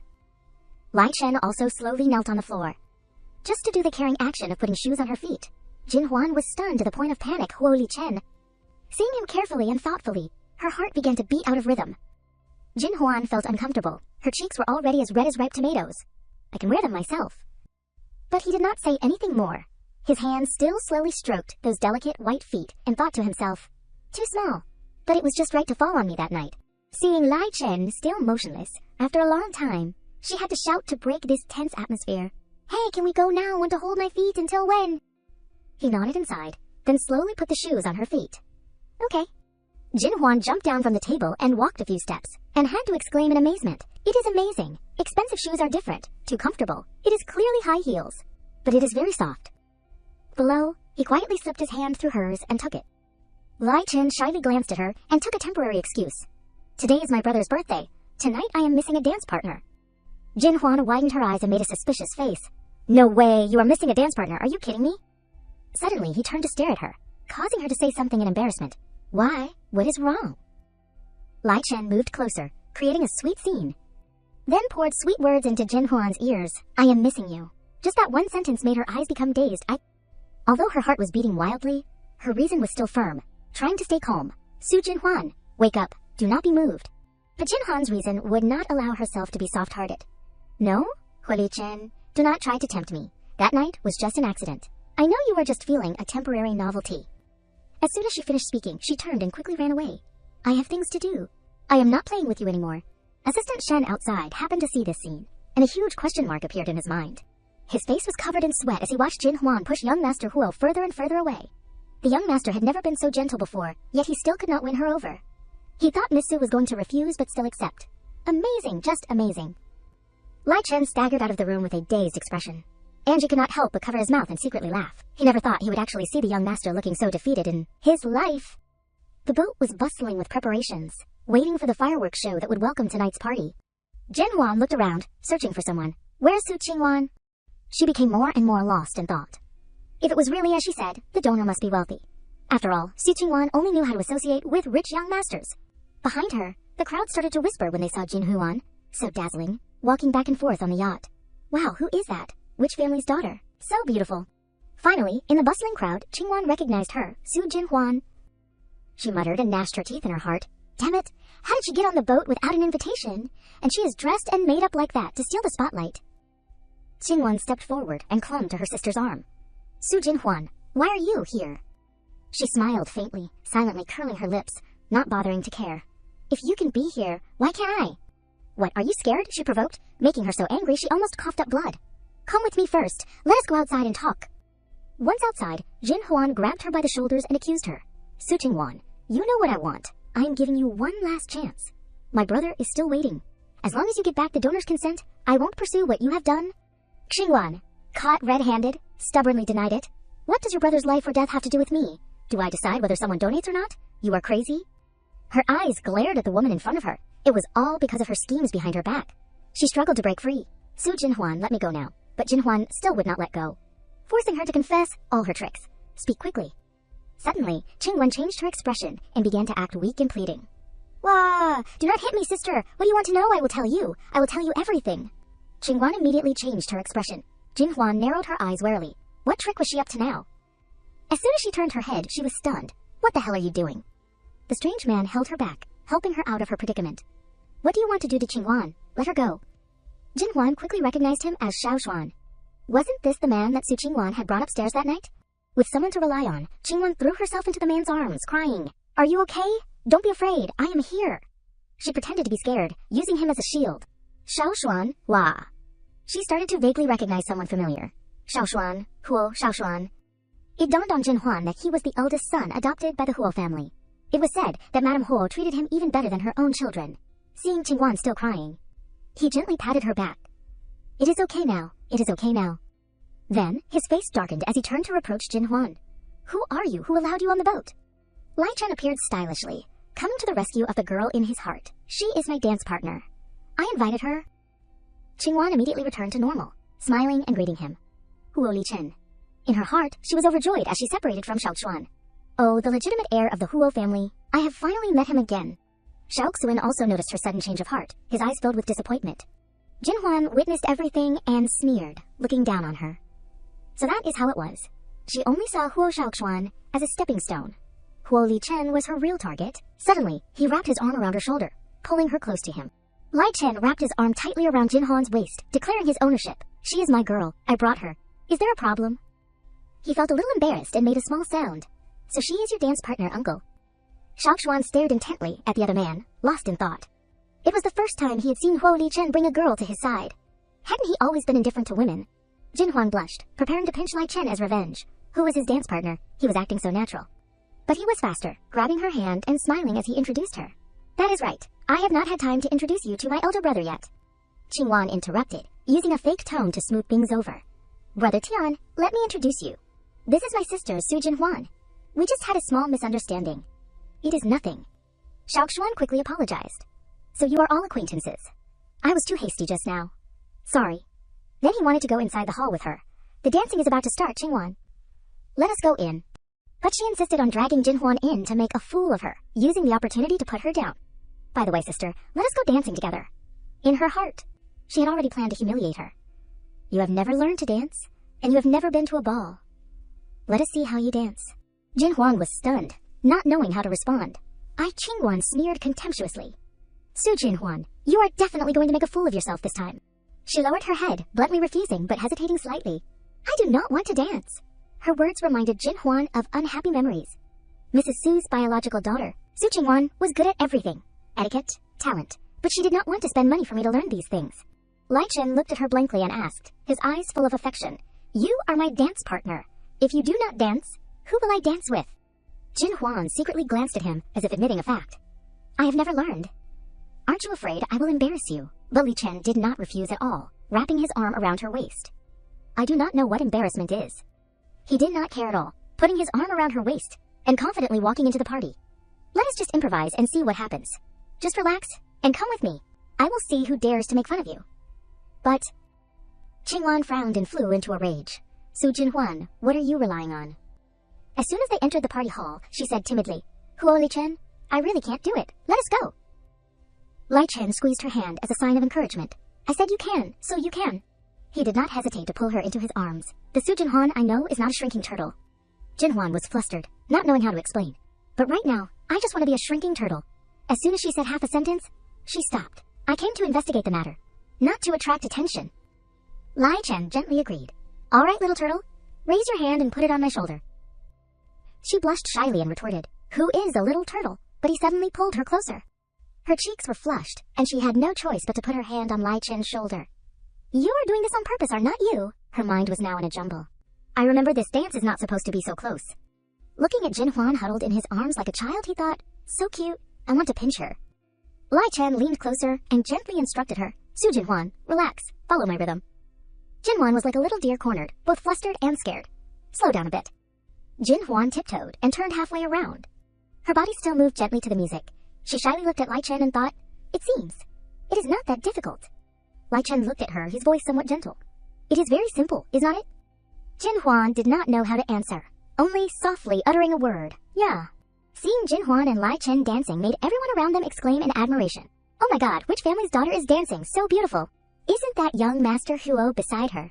Hearing the compliments from everyone around her, they danced so well. They look like a perfect match. Jingwan gritted her teeth and cursed inwardly. When did this Su Jin Huan learn to dance? She is pretending to be pitiful just to trick me, right? They are both young masters from the Huo family, but Huo Shaoshuan is still inferior to Huo Li Chen. Lai Chen gently took Jin Huan's hand and swayed to the soulful music. They both immersed themselves in the dance.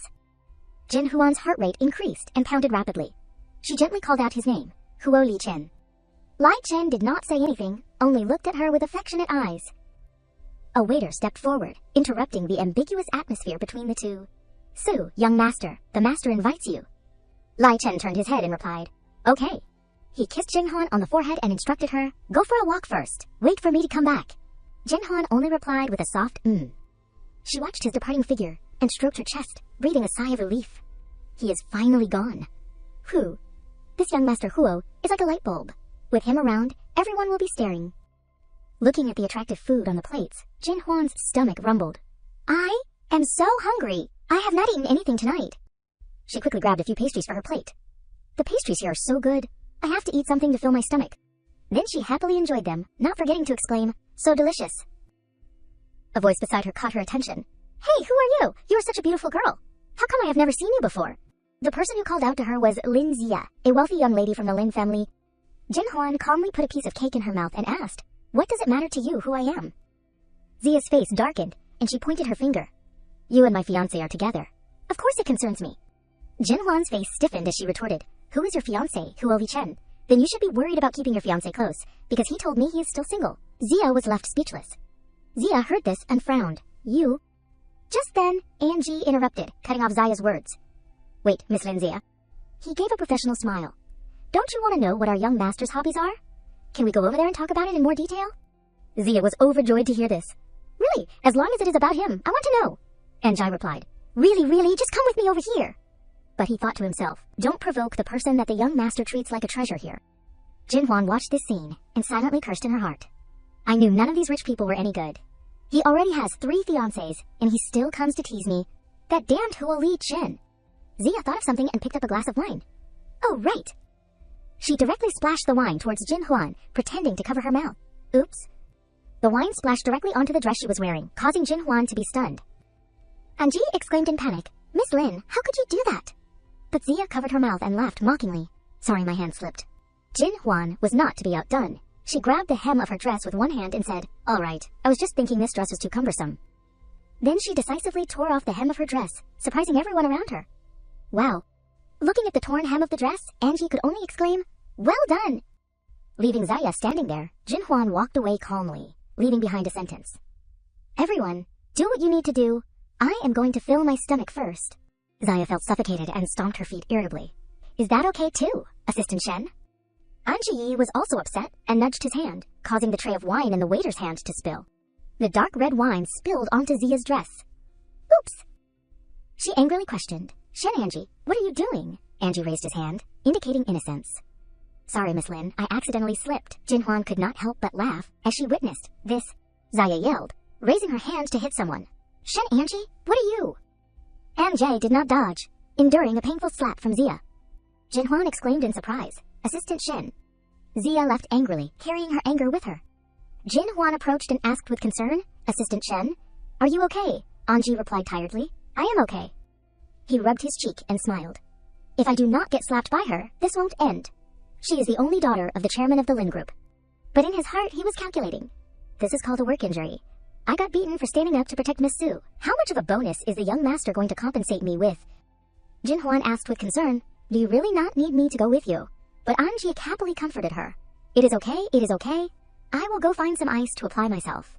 Miss Su, just enjoy the party. Jin Huan scratched her cheek in confusion. Why is he so happy after being beaten? A group of men swarmed over, friendly offering. Hey miss, you are so beautiful. Would you do me the honor of dancing with you? Hey miss, how about we get to know each other? Jin Huan waved her hand in refusal. Sorry, I do not know how to dance. But one person was still shamelessly persistent. It is okay, I can teach you. I have won awards before. They each said a sentence, I can teach you too. Hey miss, dance with me. My father is the chairman of the Lu Group. My mother is the owner of a global chain of corporations. Jin Huan was surrounded, not knowing what to do. Lai Chen witnessed this scene, and his eyebrows furrowed immediately, his eyes darkening considerably. Jin Huan awkwardly retreated. No need, Lai Chen immediately pulled her into his arms. Seeing this, the group did not dare to approach anymore. Oh, so she already has a dance partner. We won't bother you anymore. Jin Huan struggled to break free. What is wrong with you? Let me go. Lai Chen angrily scolded. I only left for a moment, and you have already attracted a bunch of butterflies. Do you think I am dead? Jin Huan's hands were held tightly, and she shouted, Is it my fault? And you, young Master Huo? You already have a fiancé. Why are you still teasing me? Let go. I do not want to be part of your games. Li Chen was surprised to hear this. Fiancé, he thought. When? Who said that? Jin Huan put one hand on her hip and pointed at him with the other, questioning. Are you still going to pretend to be stupid? She glared, biting her teeth, blaming herself and her heart. I actually slept with someone like this. And I even... Immediately after, she used all her strength to push Lai Chen away and shouted, I dare to do anything, but I will never be a third party. Huo Li Chen, you are scum. Stay away from me. Lai Chen grabbed Jin Huan's hand, trying to explain. It is not like that. Wait. She closed her eyes tightly, as if not wanting to hear any excuses from him, and slapped him. Let go of my hand. Lai Chen silently lowered his head. Jin Huan exclaimed in worry, Ah. She retreated in fear, thinking, Oh my god, what have I done? Then, Jin Huan immediately turned and ran away. I am definitely dead this time. Lai Chen roared angrily. What are you looking at? This young master is happy to let her slap me. Do you have any objections? Then he left. Qing Wan spoke from behind. Young Master Huo, I know why my sister reacts so strongly to third parties. Lai Chen stopped. He turned his head and asked, What did you say? Qing Wan quickly poured out a long speech. My sister's biological mother cheated on a married man when my sister was very young. Then my father found out and beat her, kicking her out of the Su family and not letting her see my sister again. My sister always thought of her biological mother as a disgrace, so she hates third parties so much. But, like mother, like daughter, she... Lai Chen turned and looked directly at her, saying, According to the version I know, it is very different from what you said. He smiled slightly. I heard that you and your sister are only 6 months apart in age. Qingwan awkwardly clenched her hands. That is because her biological mother cheated while she was pregnant with her. When my father was heartbroken, he met my mother. My mother comforted him, so that is why... Lai Chen crossed his arms, his tone sarcastic. Your mother is really good too, knowing he was married, but still comforting him to the point of getting into bed. Qingwan was brought to tears by his words. How can you say such harsh things? She always hates me and my mother. She must have said a lot of bad things about us. Lai Chen turned and waved his hand. It is true that Su Jin Huan dislikes you very much, but she is not like you, going around saying bad things about others. Qingwan was angry. That is not me. You misunderstood me. How hateful. Xiao Xuan approached from behind, concerned. Qingwan, so you are here. What is wrong? You do not look so good. She took Xiao Xuan's arm and smiled. I am fine. Let us go dancing, he replied. Okay. Qingwan was not satisfied and sighed. Highs, how nice would it be if I was on Huo Li Chen's arm right now? Jenny observed secretly from afar. She said helplessly, the eldest young master actually took a fancy to this kind of person. Madam will definitely be very angry when she finds out. The luxurious yacht was moving on the sea. Lai Chen could not see Jin Huan's figure. Where did she go? It seemed that he had discovered something. She was standing, admiring the sea view in the windy weather. How charming Jin Huan's beautiful appearance was under the bright moonlight. He gently draped his jacket over her back. Lai Chen felt wronged in his heart. I do not have a fiancé. I never had one. Who did you hear that from? Who is spreading rumors? Ever since I met you, all I have been thinking about is you. How could I have time to get to know anyone else? Jin Huan did not care about this. You do not need to explain to me. Anyway, after leaving the boat, people from different worlds have to return to their own homes. He quickly touched her arm. Isn't that enough? I came to find you to explain. Isn't that enough to prove that I care about you? Lai Chen did not understand Jin Huan's meaning. Then tell me, what should I do? She hesitated for a long time before saying, do not tempt me. I have things to do. He kissed Jin Huan before she could react to what was happening. The jacket on her back had fallen off at some point. The sweet kiss between Jin Huan and Lai Chen still had not ended. She was so embarrassed that her face turned red. It is happening again. Jin Huan tried to push him away. I can't breathe. The more she tried to push him away, the deeper Lai Chen kissed. Finally, Jin Huan separated his lips from hers. She was flustered and speechless. Huo Li Chen. He whispered in Jin Huan's ear. Is that enough? She was shy and did not know what to say to Lai Chen. What do you mean enough? You are hurting me. He actually looked amused. I want to hurt you. Lai Chen had created a reddish strawberry mark on Jin Huan's neck to show sweetness and intimacy. She immediately scolded. Lai Chen, you are a dog. What are you? Part dog that you bite so hard, and you bit me in such an obvious place. How hateful. Jin Huan put her hands on his face, gently leaning up. Her actions caught Lai Chen off guard. He quickly retreated behind Jin Huan. You... Lai Chen only wanted to confirm. Are you happy now? Jin Huan deliberately teased him. Liar, you told me you liked me before. She calmly waved goodbye. You can stay here and cool down. Remember to hurry up. I will wait inside for you to dance. He touched the red mark under his mouth that Jin Huan had created. Lai Chen thought to himself, cool down. If I keep holding back, I am going to turn into a turtle. His hands touched each other. Lai Chen had nothing to worry about. Su Jin Huan, you can just flaunt it now. Let me keep lighting the fire without putting it out. We have got a long way to go. The party inside the yacht was no less lively. The sound of clinking wine glasses echoed throughout the cabin. Jin Huan reminded herself, I was not full just now. I have to take the opportunity to eat a little more. I have to admit that the pastries here are delicious. Lai Chen came up and gently hugged her from behind. So delicious. He tasted the pastry in Jin Huan's hand. She was unhappy that Lai Chen was doing this in public. Go get your own to eat. The camera recorded the words he had been saying. The pastry in your hand seems to be more delicious. A woman was watching Lai Chen and Jin Huan from a distance. The waiter came to report to Madame Huo. Madam, Jenny has brought the person. Qing Wan was unhappy. I just sprained my ankle while dancing. I need to rest for a while. Where is this? She was shocked to realize, isn't this Madame Huo? Qing Wan immediately changed her attitude. Her expression also became more pleasant. Hello, madam. She always treated her guests politely. Please sit down. Jenny repeated Madame Huo's words. Please sit down. Second Miss Su Qing Wan praised her to the skies. Thank you, madam. It is no wonder you are a famous madam. Your aura is so powerful. She glanced at her and pointed to the TV screen. This girl is your sister. She was confused and stunned by Jin Huan's appearance. Su Jin Huan, madam, she is my half-sister. Madame Huo asked a question. I heard that her mother was kicked out of the house by her father for having an affair, is that right? Qing Wan implicitly affirmed with her. It seemed that she did not like Su Jin Huan very much. I was still young at the time. I did not know about adults. Affairs. I heard the elders in the family talk about it later. It seemed to be like that. Madame Huo directly stated her point of view. Such a good girl. How could she have such a mother, a woman with a bad reputation? Her daughter is not worthy to stand next to my son. Qing Wan became much more serious than she usually was. Madam, I am ready to serve you. Madame Huo wanted to assign Qing Wan a task. I invited you here. It is true that I have this intention. I am sure you understand that if you can help me succeed, I will not treat you badly. She agreed without hesitation. Everything will be according to Madame's orders. She had a condition that needed Qing Wan to complete. But that child Shou Akshuan has an introverted personality. I do not want him to be hurt. You should also break up with him soon. Qing Wan only wanted to explain clearly to finish the matter, madam. Actually, Hai Shan and I are not. But Jenny did not let her continue. Second Miss Su, our madam needs to rest. Please leave. Qing Wan had not finished speaking before the door slammed shut. Madam, believe me, we are just friends. Her eyes were full of anger and hatred. How hateful. Qing Wan turned around and scolded others. A small housekeeper dares to be so arrogant. Wait until I marry the young master of your family, then prepare to pack up and leave. Someone shouted loudly, causing Qing Wan to jump in fright. Hey, you are blocking the way? Please move to the side, if you are limping, okay? She recognized the other person's identity. It was Lin Zia. Qing Wan was annoyed but still had to fawn over her. Miss Lin, you are radiant today.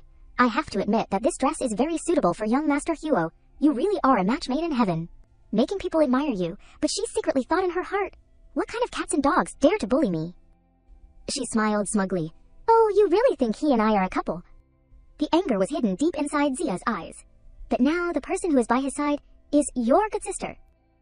Qing Wan wiped away her relationship with Jin Huan in a split second. She and I were not born from the same mother, Miss Lin. She is our common enemy. The enemy of the enemy is a friend. Let us be friends.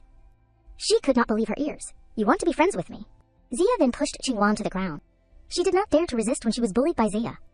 Zia did not even bother to acknowledge Qing Wan. Someone like you wants to be my friend. Dream on. She turned and screamed, help, someone, help.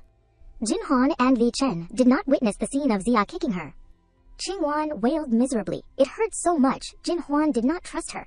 What drama is she putting on now? Qing Wan pretended to be weak. Hoping to attract attention, I twisted my ankle and lost my balance, falling down the stairs.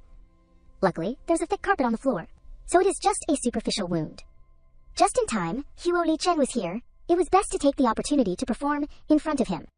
Qing Wan looked up at Lai Chen. Jin Huan could not help but wonder, did she fall on her own, or was she pushed? She saw Ziya walking down the stairs. It was not hard for Jin Huan to guess the reason I told you. Do not associate with rich kids. Qing Wan did not dare mention her. It is not related to anyone else. I was just careless and fell. Jin Huan was at her wit's end with this situation. You are good, I admire you. No wonder you can befriend so many rich people. You are really good at enduring.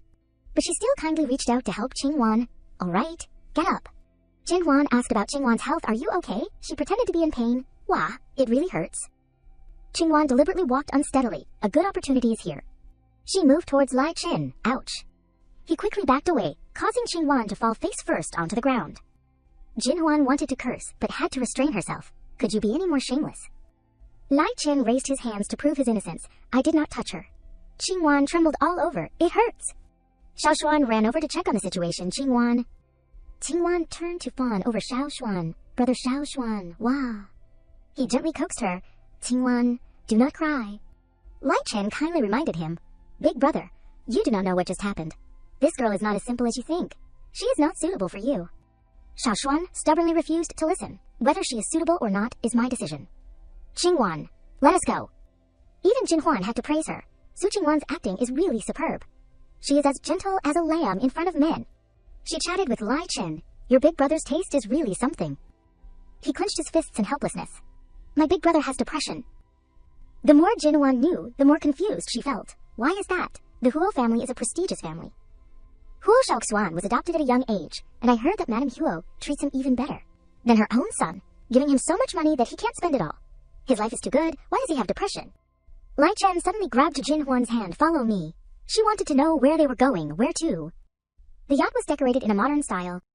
She refused Lai Chen's invitation. No, I can't go with you. I have not finished dealing with the sponsor's issue. He coldly replied, it is not up to you to decide. Lai Chen skillfully wrapped his arm around Jin Huan's waist. She panicked as Lai Chen carried her away. Huo Li Chen, what are you doing? He made up an excuse to make Jin Huan listen obediently. Don't move around, or I will throw you into the sea for the sharks to eat. She hesitated before finally speaking. You, how dare you, my butt? Jin Huan shouted, as Lai Chen carried her over his shoulder. She was annoyed by Li Chen's actions. Huo Li Chen, you are such a jerk, I hate you. Jin Huan was surprised when he grabbed her hand. Lai Chen suddenly gave her a sweet kiss. The bright moonlight witnessed the scene of the two people's lips touching. Jin Huan quickly reminded him, Huo Li Chen, do not do this. Lai Chen frankly shared with her, Su Jin Huan, I do not want to hold back anymore. She was more worried about other things. That night was just a fleeting affair. We do not have any relationship. What does he take me for? Xiao Yuan is still in the hospital, waiting. I can't make any more mistakes. Jin Huan quickly pushed him away. She ran to another place to avoid embarrassment. Jin Huan kept urging, Huo Li Chen, steer the yacht back. Lai Chen lightly touched his lips. It is just you and me here. If I wanted to force you, do you think you could escape? Lai Chen continued to tease Jin Huan. Su Jin Huan, you are so naive. But I like it. She would think badly if he did anything wrong. How dare you, I will jump off right now. Jin Huan was sure of one thing. No one can force me to do anything I do not want to do. Lai Chen challenged her to do as she said. Jump then, jump if you dare. Don't blame me for not reminding you, there are sharks around this sea. Jin Huan remained optimistic. You do not have to scare me. If there were sharks, the sea would not be so calm. He took another step towards Jin Huan. That is right. I am just scaring you. Lai Chen personally promised her. So do you dare to jump? If you do not dare, then come here obediently. Don't you need money? I can give you as much as you want. Jin Huan could not help but panic. Huo Li Chen, are you investigating me? He was still being glib. I thought everyone knew about your affairs. Lai Chen wanted to be her backer. Why do you have to struggle so hard alone? Su Jin Huan, as long as you nod, your needs are my needs. Bullying you is bullying me. Jin Huan was speechless. The promise sounded so sweet. Any girl who heard it would be moved. She smiled meaningfully, but Jin Huan had her own views. Huo Li Chen, you have always been the darling of the heavens since you were young. Do you think others do not even have the right to refuse you? Jin Huan just wanted to ask Lai Chen again. Is that still not enough? What else do you want from me? He sincerely expressed his feelings. I have never felt this way about any other girl. You are the only one. She suddenly said goodbye. Alright, then thank me for giving you a vivid and interesting experience. Ha! Jin Huan jumped into the sea as she said. Lai Chen panicked and called out her name, Su Jin Huan. He hurried to the stairs. Damn it, I said there were sharks in this sea. Lai Chen could not hide his panic. Damn it, Su Jin Huan. You are good, you really have guts. Jin Huan still closed her eyes tightly underwater. She suddenly opened her eyes to look around. Jin Huan immediately swam forward. I see it. The yacht is right in front. She did not understand why she could not swim anymore. Jin Huan guessed the reason. Did seaweed wrap around my leg? Her legs wiggled underwater. Why can't I get free? Jin Huan suddenly choked on water and panicked. It is over. She sank gradually due to exhaustion. I have held my breath to the limit. Jin Huan did not know what to do. Could it be that I am going to die here? Suddenly, a pair of hands touched Jin Huan's cheek. Lai Chen gave Jin Huan air while she was drowning. She was embarrassed because she knew it was him, Huo Li Chen. Lai Chen gently removed the seaweed from her leg. He and Jin Huan quickly swam towards the yacht. She took a deep breath and exhaled. Jin Huan could breathe a sigh of relief while sitting on the yacht. I am saved. She suddenly thought again. Wait, where's Huo Li Chen? Jin Huan was confused because she did not see him on the yacht. Huo Li Chen. 2 lines of tears streamed down her cheeks. Huo Li Chen, where are you? Huo Li Chen, do not scare me. Come up here quickly. Jin Huan tried to stay calm and called out his name loudly. Huo Li Chen. She fell into a state of hesitation. Huo Li Chen. I should hate him. Jin Huan could not stop her tears. Huo Li Chen, you jerk. But he saved me again and again. Pull. She actually wanted to jump into the sea again. Huo Li Chen, you must not have an accident. Wait for me. I will come and save you too. Lai Chen's hand was firmly gripping the yacht. Jin Huan was a little startled. Huo Li Chen. She gently asked, are you okay? Jin Huan hit him hard, as if expressing her feelings. You jerk, where did you go? You scared me to death.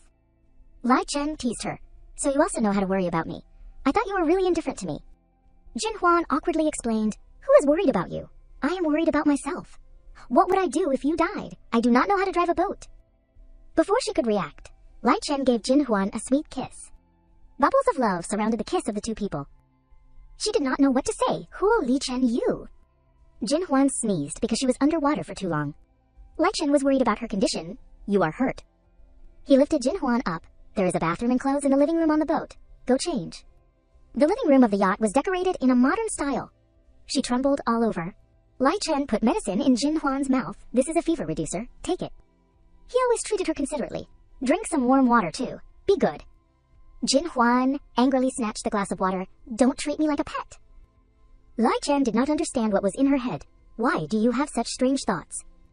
Jin Huan realized that his intentions were not simple. Isn't this the trick of you rich men? Treating women like toys? He moved closer to her. Your imagination is really rich. Jin Huan blushed slightly, shyly, looking at Lai Chen. It is just that you are too forgetful. You forgot what you said at the club last night so quickly. Lai Chen asked in confusion. Huh, what did I say? Jin Huan felt that she could not explain and turned her back in anger. HMPH.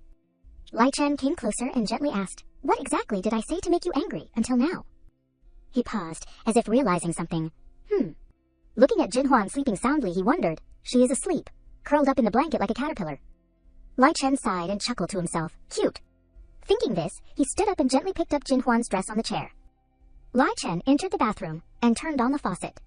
He carefully and attentively washed Jin Huan's dress. Suddenly, Lai Chen's eyes fell on something. Ha! It turned out that Jin Huan's underwear was in the pile of clothes. He froze, staring blankly, thinking, so small. Suddenly, Lai Chen stiffened. His face flushed red, wondering, am I possessed? Lai Chen was embarrassed, telling himself, what am I thinking, Huo Li Chen? You are really something. After a while, Jin Huan's clothes were carefully hung up by him. Lai Chen stood in front of Jin Huan, who was fast asleep, wondering, sleeping without any guard at all, do you trust me that much? His hand reached out, lightly touching her rosy cheek. Lai Chen carefully approached Jin Huan. I can't help but teach you a lesson. He leaned close to her hair, gently teasing. Suddenly, Lai Chen tensed up, clenching his fists. He stood up, covering his flushed face with his hands. Lai Chen sighed, looking embarrassed. Forget it. It seems I can only rely on my own hands. Just then, Jin Huan frowned slightly and cried softly. She sat up and hurriedly asked, what time is it? Suddenly, Jin Huan heard a soft groan coming from the side. Ah. She turned her head to look. Huo Li Chen. Lai Chen frowned slightly, his cheeks flushed, breathing heavily. Phew. His body trembled slightly, groaning softly. Suddenly, seeing Jin Huan's eyes, he startled and blushed. Ah, you are awake. Jin Huan froze, her eyes wide open. What Jin Huan saw before her was Lai Chen's eggplant. She was shocked, her face turning red with embarrassment. Eggplant. In the next second, Jin Huan's piercing scream rang out. Huo Li Chen, you are really shameless. Over here, at the villa, the golden light shone warmly on the scene. Xiao Xuan held Qingwan's hand tightly. He could not bear to leave her. Qingwan. Qingwan also called his name softly, Xiao Xuan. In her heart, she secretly regretted. What a pity I heard that Xiao Xuan is only an adopted son. How great would it be if he were Huo's biological son? She began to tear up. There is something I must tell you, Xiaoshuan. Let us break up. Xiaoshuan was struck by lightning, and hurriedly asked the reason why. We have always been very good. I said I wanted to marry you. I will take responsibility. Qingwan looked pitiful, raising her hand to wipe away her tears. Don't you understand? We are originally people of two different worlds. I am not worthy of you. Please let go. Xiaoshuan grabbed her hand, worriedly asking, Did my family say something to you? She immediately shook off his hand, explaining, I have only seen my identity clearly. Xiaoshuan. I wish you happiness in the future. In the next second, Qingwan turned to leave. Xiaoshuan despaired, continuously calling her name, Qingwan, Qingwan. However, what answered him was only the decisive sound of the door closing. Qingwan returned home. Her spirit was extremely happy and relaxed. Madame Su curiously asked, What is the matter? Qingwan calmly sat down on the chair. She crossed her arms, answering with a confident voice, Mother, did not you want me to marry into a wealthy family? It will be soon. You will achieve that dream. Madame Su's eyes lit up at hearing this, eagerly asking, Really? Are you going to be a couple with the eldest son of the Huo family? Qingwan's face showed a clear expression of disdain. How could it be him? He is just an adopted son. Qingwan recounted to Madame Su, Madame Huo hates Su Jinhuan very much. She has already declared it. As long as I help her separate them, she will not mistreat me. If I can help her get rid of Su Jinhuan, she will definitely agree to let me marry into the Huo family. Madame Su was happy, hugging her tightly. Oh my god! Qingwan, you are so amazing, you are really my daughter. What did I say? My daughter must have the fate of being the madam of a wealthy family, so that I can also become a prestigious lady. Qingwan smiled with calculation. Happiness must be seized by oneself. I must of course be superior to everyone else. Her eyes shone with a sinister light. I must think of a plan that kills two birds with one stone. On Jinhuan's side, she had just woken up from a good sleep. She sat on the bed, sulking, thinking, Last night, I actually thought about Hua Chen doing that thing which made it 2 in the morning before I could fall asleep again. Suddenly, a familiar voice rang out, making Jinhuan freeze. You are awake. Lai Chen walked over with a bowl of porridge, showing concern. Are you hungry? I cooked porridge. Have some. He put the bowl of porridge down beside her. Jinhuan unexpectedly asked, You know how to cook porridge too. She suspiciously stared at the bowl of porridge in front of her. Lai Chen sat down next to her, trying to reassure her, It is not going to poison you. He threatened in a low voice. This is the first time I have entered the kitchen. If you dare to complain, I will throw you into the sea for the sharks to eat. Jinhuan gently stirred the steaming hot bowl of porridge on the table. She happily ate one bite at a time. Hee, this is really the style of porridge cooked by rich kids. The ingredients are all luxury goods. There is almost more seafood than rice. Lai Chen was confused. What are you laughing at? Is me cooking porridge for you that funny? Jinhuan looked at him, a radiant smile on her face. No, I am just too happy. No one has ever cooked porridge for me when I am sick before. She scooped up a spoonful of hot porridge, gently blowing on it. As soon as she ate the first spoonful, Jinhuan exclaimed in surprise, So delicious! She happily ate and praised, So delicious! The shrimp is chewy, and the taste is fresh and rich. Lai Chen embarrassedly said softly, Your past days were so hard, I want to... His hand reached out, cupping Jinhuan's face. Lai Chen seriously confessed, Be my girlfriend. Jinhuan's eyes widened, surprised. What? She wondered. Did I hear wrong? Lai Chen hugged her, repeating once again, Su Jinhuan, I am serious, be my girlfriend. Jinhuan hesitantly looked at him. I? She was flustered in her heart. Is he serious? Lai Chen smiled lightly, declaring domineeringly, You did not say anything, so I will take it as you agreeing. After speaking, he suddenly swooped down and placed a kiss on her lips. The kiss deepened. Jinhuan struggled to push him away. Boom! Lai Chen retreated, asking in confusion, What is the matter? Jinhuan awkwardly explained, I was too shocked. I did not have time to say anything. I do not... Lai Chen worriedly asked, Does that mean you are rejecting me? Jinhuan avoided his gaze. If I had any actions that made you think I have feelings for you, I am sorry. The hand that was tightly holding Jinhuan's hand gently released. Lai Chen turned his back and left. Jinhuan sadly sighed. He must be very angry. She went out to the balcony, looking into the distance, thinking, Being told off by me like that, he lost all face. He must hate me to death. Suddenly, Jinhuan realized something was wrong. Wait, why can't I see my panties? She hurriedly bent down to search, wondering, could it be that it was blown away by the wind? Suddenly there was a loud call, Su Jinhuan, causing her to freeze. Lai Chen quickly grabbed Jinhuan's hand, pulling her back. What are you doing? He scolded loudly, both reproachful and worried. Did you think you could avoid me by jumping into the sea? Your body is so weak. You even had a fever last night. Do you want to die? Jinhuan hurriedly explained. Do you think I want to jump into the sea? Do I look like such a desperate person? Lai Chen released her, turning to another place. In short, if you do not want to see me, just say one word. Huo Lai Chen will not pester you anymore. Jinhuan embarrassedly explained, it is not your fault, it is I can't see my panties. Only then did Lai Chen startle, glancing at her panties. He turned to look at her, looking angry. Don't tell me you thought I hid your panties. What am I in your eyes, a pervert? Jinhwan's face flushed red. Number, she secretly reproached. Who told you to do suspicious things last night? Lai Chen pulled her inside. Rest assured, if I wanted to, then I would ask directly in front of you. I asked the room service to find it and bring it to you already. Jinhwan was still shy. It is not necessary. After a long time, the two of them finally set foot on the beach. Jinhwan breathed a sigh of relief. Phew, finally on land. The feeling of setting foot on solid ground is so reassuring. Lai Chen approached, considerately putting his jacket on her shoulders. The wind is strong here. Let me take you to the hospital. Jinhwan immediately refused. No need. Thank you, Huo Lai Chen. She thought, now that we are off the boat, let us go our separate ways.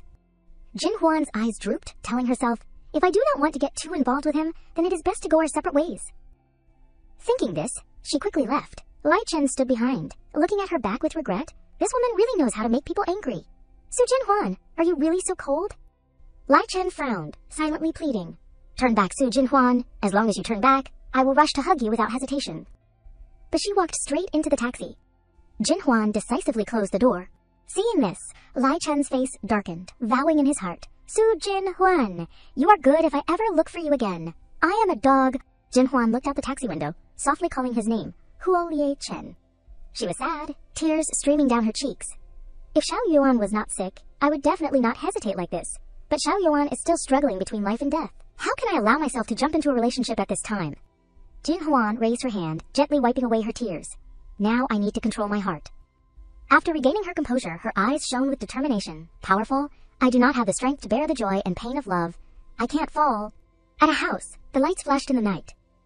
Jinhwan returned, gently opening the door and entering. Madame Su immediately noticed. While playing mahjong with her friends, she spoke sarcastically as Jinhwan passed by.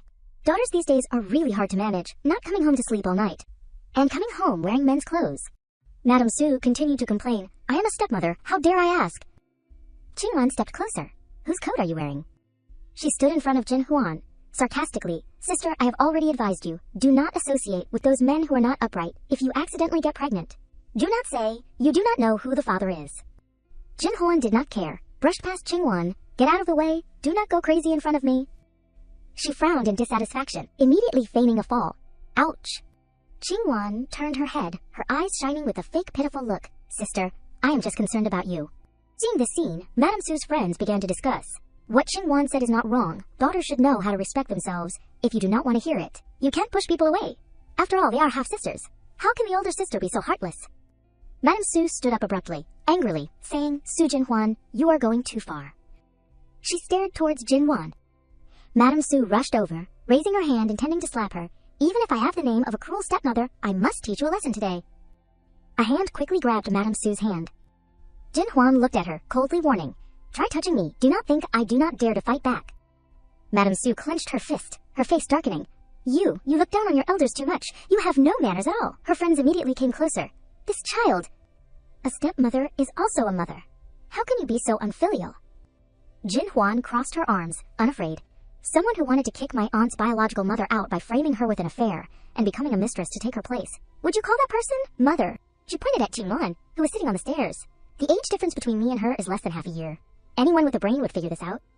Jinhwan turned to leave, not forgetting to mock. Of course, if you like being friends with mistresses, then I have nothing to say. Hearing this, Su Madame's friends immediately started to gather their belongings to leave. Madame Su, I did not expect you to be such a despicable person. I do not think we are suitable to be friends. Goodbye? Madame Su hurriedly tried to stop them. Don't listen to that little brat's nonsense. This is a misunderstanding. But no one believed Su Madame. They walked away, saying, Misunderstanding, do you think we are fools? These days, mistresses are so shameless. I hate mistresses the most. Don't look for me again, let us go. Jinhwan glanced at the scene and smiled softly. HMPH. This is what they call reaping what you sow. Her phone vibrated, displaying the caller ID, Director Mobile. She answered the call. Jinhwan spoke first. Hello, Director. The person on the other end of the line shouted, Do you not want to work anymore? You have been gone for a day and have not been seen. Don't think that just because you have young Master Huo backing you up, you can blatantly neglect your work. We can't afford. Then, the other end hung up. Jinhwan looked at the phone in her hand and frowned. That day, Sister He was not there, and Xiao Hong volunteered to help me ask for leave. But the result was... Her eyes became sad. My living allowance has been cut off. I can't lose this job. The next day, at work, Xiao Hong rushed over and apologized with her hands clasped. Xiao Su, I am so sorry. Because my boyfriend suddenly broke up with me, I forgot to help you ask for leave. Jin Huan calmly applied lipstick. This was originally my responsibility. If I did not do it well, I can't blame anyone else. It is okay. She closed the lipstick and turned to smile slightly at her. I'm going to work now. Xiao Hong waved goodbye. Bye, see you later. In the next second, she changed her attitude. Tisk. Xiao Hong turned around and looked in the mirror, thinking, I really do not understand what young Master Huo likes about her, that he protects her so much. She just has a little bit of looks. What is so great about her? A figure outside heard everything she said. It was Jin Huan. She quickly walked away. Because she was walking fast, she accidentally bumped into someone. Ah! The man staggered, causing Jin Huan to quickly warn, Hey, be careful. It turned out to be Xiao Xuan. He was so drunk. Jin Huan quickly supported him. Alcohol, I want to drink alcohol, give me alcohol. After seeing him clearly, she was surprised. Huo Xiao Xuan? Jin Huan widened her eyes and hurriedly asked, Is that you? Why are you so drunk? She remembered that Madame Huo had said in an interview that she was attracted to Huo Xiao Xuan the first time she saw him at the orphanage. Xiao Xuan slowly opened his eyes, breathing with difficulty. Jin Huan observed his eyes. Because Huo Xiao Xuan's eyes were very similar to hers. They are a bit similar, both are beautiful phoenix eyes. He hurriedly hugged Jin Huan, mistaking her because he was drunk. Jin Huan, do not leave me. I like you so much, I really like you, please. Jin Huan quickly pushed Xiao Xuan away. Young Master Huo, you have mistaken me. I am not Su Jin Huan, I am Su Jin Huan. Let go. But he did not listen and still wanted to hug her. Jin Huan, do not leave me. Do not break up with me. Jin Huan pushed Xiao Xuan away while trying to explain, You have really mistaken me. Let go of me. From afar, Li Chen was approaching, not knowing when he'd return to this place. He thought absently, I just wanted to find some fun, not to find her. But suddenly, his eyes widened. In front of him were Jin Huan and Xiao Xuan. He unconsciously called out, Su Jin Huan. Li Chen's face darkened. Jin Huan panicked and recognized him. Huo Li Chen. Xiao Xuan rushed over, wanting to kiss her. I like you, I want to marry you. Come home with me to the Huo family. Jin Huan tried to avoid him. Don't. Li Chen clenched his fist. He said unhappily, So this is the reason you rejected me. He quickly turned to leave, making Jin Huan even more panicked. It is not like that. You have misunderstood, Huo Li Chen. Xiao Xuan, beside her, drunkenly begged, I will listen to you. I will listen to everything you say. If you tell me not to donate marrow, I won't donate it anymore. Hearing this, Jin Huan could not believe it, and asked curiously, What did you say? You were originally planning to donate marrow to a child with leukemia. Xiao Xuan rested his head on her shoulder, repeatedly begging, I won't donate anymore, Qing Wan. I won't donate anymore, do not leave me. Jin Huan was excited, tears streaming down her face. It is Huo Xiao Xuan. So, the donor was him. He changed his mind because of Su Xingwan's request. Suddenly, 2 bodyguards approached and lifted Xiao Xuan up. Jin Huan suddenly asked, Hey, what are you doing? A bodyguard who was supporting him turned around and replied, Young Master ordered us to take Huo Xiao Xuan away. Jin Huan hurriedly chased after them. But, wait! She stopped, watching the bodyguard put Xiao Xuan into the car. Wait a moment, about the marrow donation. Suddenly, Jin Huan was blocked. In front of her was Li Chen's angry face. She called softly, Huo Li Chen. She quickly begged him, Huo Li Chen, please move aside a little. I will explain later. Li Chen grabbed Jin Huan's hand tightly. I won't let you get close to him. She struggled, wanting to leave. What are you saying? It hurts. Let go of me. Li Chen looked at Jin Huan painfully. I thought that after yesterday, you would treat me differently. A bodyguard stood behind him and respectfully greeted, Young Master. Li Chen ordered, Take the eldest young master home. The bodyguard replied, Yes. Jin Huan pushed Li Chen away forcefully. Let go of me, Huo Li Chen. You did not even ask for my opinion. He frowned and quickly hugged her tightly. He gently picked Jin Huan up in his arms. She shouted loudly, Ah, what are you doing? At a large, luxurious hotel in the city. Inside the room, a loud shout rang out. Ah. Jin Huan was thrown hard onto the bed. What are you doing? Li Chen's hand propped down, blocking her under him. Why? His face showed pain and despair. Why is it my brother? Li Chen pinched Jin Huan's chin, frightening her. In a tone mixed with sadness, Li Chen said, I am the true heir of the Huo family. I can give you anything you want. Do you hate me that much? Jin Huan pulled his hand away and shouted anxiously, I hate you. Yes, I hate you very much. Her eyes looked at him coldly. Is having money such a big deal? I hate you more than anyone else. I hate you the most. Li Chen lowered his eyes when he heard Jin Huan tell him to leave. Get out of the way. As she stood up, Li Chen grabbed her shoulder and questioned, Su Jin Huan, do you hate me so much that you went to choose my older brother? Lai Chen said angrily with a dark face. Could it be that he satisfies you more than I do in bed? Jinhwan turned her head in shock and shouted. What are you saying? She thought to herself. No wonder people often say that the most hurtful words often come from the mouth of the person you care about the most. Then she lifted her foot and kicked Lai Chen in the chest. Hu Lai Chen, go die. Jinhwan's face darkened. She said angrily, I do not want to see you again. Lai Chen ignored the pain and propped himself up, saying, Don't want to see me again. Then I am a customer in your store now. I want you to serve me. Jinhwan stepped back, calmer, and said, Young Master Huo, as long as you agree, there are many beautiful women outside waiting to serve you. Lai Chen crossed his arms and emphasized each word. I only want you. Jinhwan was angry but still smiled. Okay, I understand. I will go get you some wine right away, she thought. I will get the most expensive kind. I have to rip him off. There were many bottles of wine on the table now. Lai Chen was still drinking wine. Jinhwan poured wine while reminding him. You have drunk too much. Do you want to get alcohol poisoning? She thought to herself. I originally wanted to let him drink the expensive kind to earn a big commission, but drinking like this is too harmful to his health. Lai Chen shook his glass and sighed. What position do you have to manage me? Jinhwan felt guilty and hugged the wine bottle, saying, Even if it is just a stranger drinking like this, I would still advise you. Li Yan was shocked and shouted, Stranger! He felt hurt, thinking, In your heart, am I just a stranger? He slammed the wine glass on the table and ordered, Pour wine. Jinhwan looked at the wine bottle and said, It is empty. I will go get another bottle. Lai Chen watched her leave in silence. Suddenly, Lai Chen's face turned pale, and he clutched his stomach, groaning, Anji peeked in and asked, Young Master. He said worriedly, Young Master, do not you want to live anymore? Your stomach is already weak. Why are you drinking so much wine? Lai Chen frowned tightly, clearly very uncomfortable. Anji reported cautiously, cough cough, I've already found out. 3 days ago, Sutuo asked her colleague Xiao Hong to ask for leave for her. Xiao Hong did not help her ask for leave, and the manager got angry and called her to force her to work tonight. That person named Xiao Hong is known for having poor character and often makes things difficult for her colleagues. And the manager is always strict with Sutuo. Lai Chen crossed his arms and said coldly, You know how to handle it, right? Anji replied quickly, Yes, I understand. Anji reminded him worriedly, Young Master, you want to see Sutuo and do not want her to work in another place, but you do not need to use alcohol to torture your stomach. Li Chen angrily picked up a fruit on the table and threw it away, saying, Who said I am doing it for her? Do I need a reason to drink wine?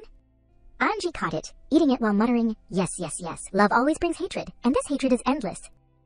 Lai Chen was silent, glancing at him coldly. Seeing this, Anji hurriedly left, saying, Sutuo is back. I will go first, young master. Jinhwan poured wine into the glass. Lai Chen calmly drank the wine in one gulp. Then he slammed the glass down. He rubbed his forehead, muttering, What is going on? Lai Chen frowned tightly and asked, I am so dizzy. What did you put in the wine? Jinhwan said sternly, Do you want more? Lai Chen held his head with one hand, panting. You dare to drug me? Jinhwan reached out and hugged him. Assistant Shen told me that your stomach is not good. She hugged him gently and said with concern, If you drink more, I am afraid you will die here. Then she laid him down.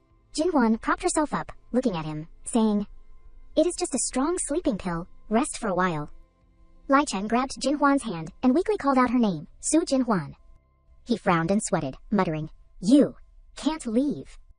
Seeing this, Jinhwan sighed helplessly, thinking, This young man, he is still so domineering even when he is asleep. She leaned down close to his face and whispered, Huo Li Chen, give me some time, wait for me, okay? Finally, she wiped her tears and called An Jai, saying, Assistant Shen, come in. Jinhwan was surprised, thinking, Why can't I pull it out? She used force to pull her hand out, wondering, Is he really asleep? Why is his grip so strong? Analysis walked over and said, It is okay, let me. Jinhwan replied a little awkwardly, Sorry, I put too much medicine, he will probably sleep until tomorrow. Then she turned to leave, reminding him, Assistant Shen, I will leave young Master Huo to you. I am going to work. He immediately explained, Sutuo, you might not believe it, but you are the young master's first love. He always acts on impulse, is domineering and strong, but I believe it is because he cares too much about you. If he has any behavior that makes you feel uncomfortable, I hope you can understand. Hearing this, Jinhwan was not at all moved, replying, In everyone's life, there are many choices and tasks. Love is only a small part. And Ji could only reply disappointedly, What you said makes sense. He looked at the unconscious Li Chen and said, Young master, this is enough. Madame Huo has already arranged who will become the young mistress. Jinhwan left silently, but her heart could not help but ache a little, and she reminded herself, Su Jinhwan, you should wake up too. She closed her eyes, thinking, No one can wait for you forever. Just then, another colleague hurriedly came over to inform her, Xiao Su, the personnel department has a small adjustment. You will now go to the front desk to help. Jinhwan was a little surprised and asked why, she thought. The front desk does not have as many commissions as the reception department. The colleague smiled and replied, "It is just a temporary replacement. There will be compensation, and you won't earn less than you do now. It is also good. Being at the front desk is relaxed, comfortable, and free. Go quickly." Hearing this, she happily agreed, saying okay. Jinhwan followed behind, wondering, "That is strange. Why did such a good thing fall on me?" She still said happily, "Let us go. I will take you there." Finally, the two arrived at the front desk. She quickly took out her phone and sent a text message, saying, "Nuan Yu, I have found it out." Jinhwan told Nuan Yu all the information, saying, the donor is the Huo family's eldest young master, Huo Shaoxuan. It was Su Qingwan who stopped him from donating. Nuan Yu quickly replied, "You found it out so quickly you deserve to be called boss." Nuan Yu comforted her happily, saying, "Don't worry, money is not a problem. I have money here. As long as we can do the surgery, I will help you raise enough money. Thank you, we are sisters in this life, and we will be sisters in the next life." Hearing this, she was very touched, thinking, is Nuan Yu the compensation that heaven gave me? Jinhwan thought to herself, having such a close friend, I should not be greedy and ask for anything more. Just then, Anjie supported Lai Chen as they came down. She pretended not to see them, but her mind was constantly distracted, thinking, I am still a little embarrassed. Lai Chen uncomfortably tried to open his mouth to speak, saying, Su Jinhwan, you heartless woman, I, this young master, will never pay attention to you again. He asserted, if I do, I will be a dog. Seeing her standing there, Anjie hurriedly explained, saying, he is talking nonsense, just talking nonsense, Su Tuo, do not mind it. He looked at him and thought to himself, young master is pretending to be asleep, right? Jinhwan spoke up, saying, words spoken in a dream are the truest words. I hope your young master remembers what he said. Do not be a dog, son. Anjie smiled awkwardly, supporting Lai Chen as they left, thinking, embarrassing, it is really too embarrassing. Just then, Jinhwan's phone had a notification. Nuan Yu sent her a message, saying, my aunt has a way to contact Huo Shaoxuan. If Su Qingwan is heartless, then do not blame us for being unjust. Let us start from Huo Shaoxuan first. After reading it, she thought to herself, from Huo Shaoxuan's drunken words. On Lai Chen's side, it was morning. While in a daze, he kept thinking about her, Su Jinhwan. A voice rang in his ear, Lai Chen. Are you awake? Li Chen sat up abruptly and asked, confused, Lin Ziya, why are you here? Ziya smiled shyly and brought over a bowl of soup, saying, I came to visit Auntie, and just happened to see Assistant Shen bringing you home. Auntie told me to stay and take care of you. Hangovers cause headaches, so drink some hangover soup. He shouted angrily, get out of here. She was startled. Ziya hurriedly chased after him, calling, Lai Chen, wait, Lai Chen said loudly and slowly, butler. Jinny came out and replied, young master. He rubbed his head uncomfortably and ordered, from now on, do not make your own decisions and bring random girls in front of me anymore. Hearing this, she smiled and replied, young master, Lin is not just any kind of woman, she is the person that the madam has chosen to be your future wife. Hearing this, Lai Chen said seriously, who I want to marry is my business. Does she want to hold a wedding? Then I support her remarrying. He said unhappily, if I do not even have that freedom, then I would rather not be a member of the Huo family anymore. Seeing this, Jinny hurriedly reminded him, saying, young master, please do not say that. The madam will be angry, you are her biological son, and she cares about you very much. Lai Chen walked in leisurely, not forgetting to remind her, saying, when I and my older brother were sick together when we were young, she was only by his side. He turned his head to look back and emphasized, saying, now that I am older, she is even more strict with me. Jenny hurried to explain, saying, it is not like that. But before she could say anything, Lai Chen slammed the door shut, she said, a little helplessly, young master. The woman sitting by the bed said sadly, Shao Xuan, poor child. After hearing Jinny's report, she asked a little unhappily, he wants to decide his own marriage. Lai Chen really said that. She replied carefully, saying, young master also said that if he does not even have that little bit of freedom, then he would rather not be a member of the Huo family anymore. She grabbed the hand of her son, who was lying on the hospital bed, and said strictly, saying, who does not want to be free? I do too. I also long for freedom. She emphasized especially, saying, everything he has today is given to him by the Huo family. Marriage is a major event, and naturally the interests of the family must be put first. Otherwise, would not that be ungrateful? Then she calmed down, took a deep breath, and said, saying, Pooh, I know he is in the first stage of love, being a man. It is inevitable that he will be impulsive and impetuous. Madame Huo ordered, go and arrange things with Lin Ziya. The old man values this marriage very much. There can be no mistakes. Jenny replied, yes, what about the young master? She said without hesitation, saying, if he wants to be free, we will see if he can escape from the old man's grasp. It is not that simple.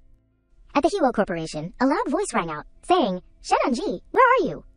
Lai Chen walked into the company like a gust of wind, shouting, saying, Shen Anji? Anjai replied carefully, saying, young master is here. I just made you a cup of coffee.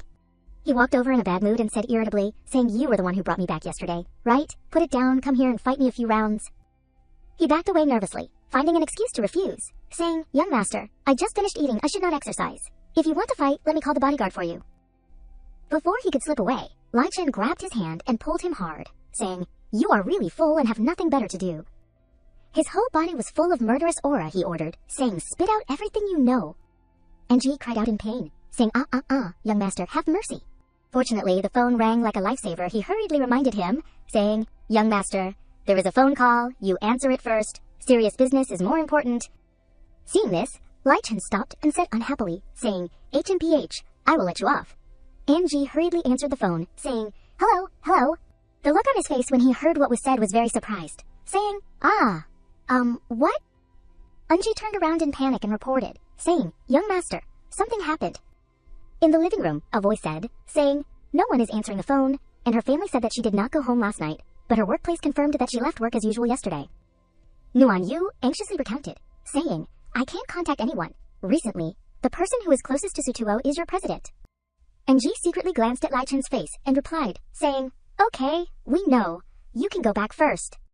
Nuan Yu became even more agitated and rushed over, asking, saying, Su Jinhuan's phone can still be called, but no one is answering it. She must have had something happen. I will just say it straight. Did you hide her away? Ji hurried to hold her back and ordered, saying, don't make any more trouble. Go home and wait for news. Guards, please escort Nuan Yu home for me. Nuan Yu could not keep calm and shouted loudly, saying, what, let go of me, I have to find Sutuo, hey. Seeing Lai Chen leave leisurely, Ji was a little surprised, thinking, young master, is he going to interfere in this matter? Lai Chen spoke up and ordered, saying, bring people to extract all the cameras within 100 miles, search every corner, and investigate everyone. Ji hurriedly handed over a bag, saying, young master, this is Sutuo's handbag.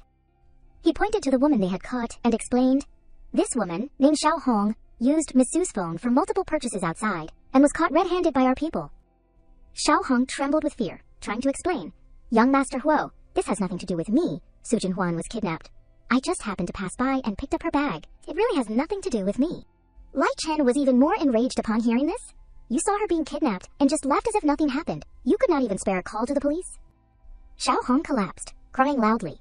Those people were dressed in black, drove up in a car, and blocked the entrance of the nightclub. They dragged Su Jinhuan into the car and left.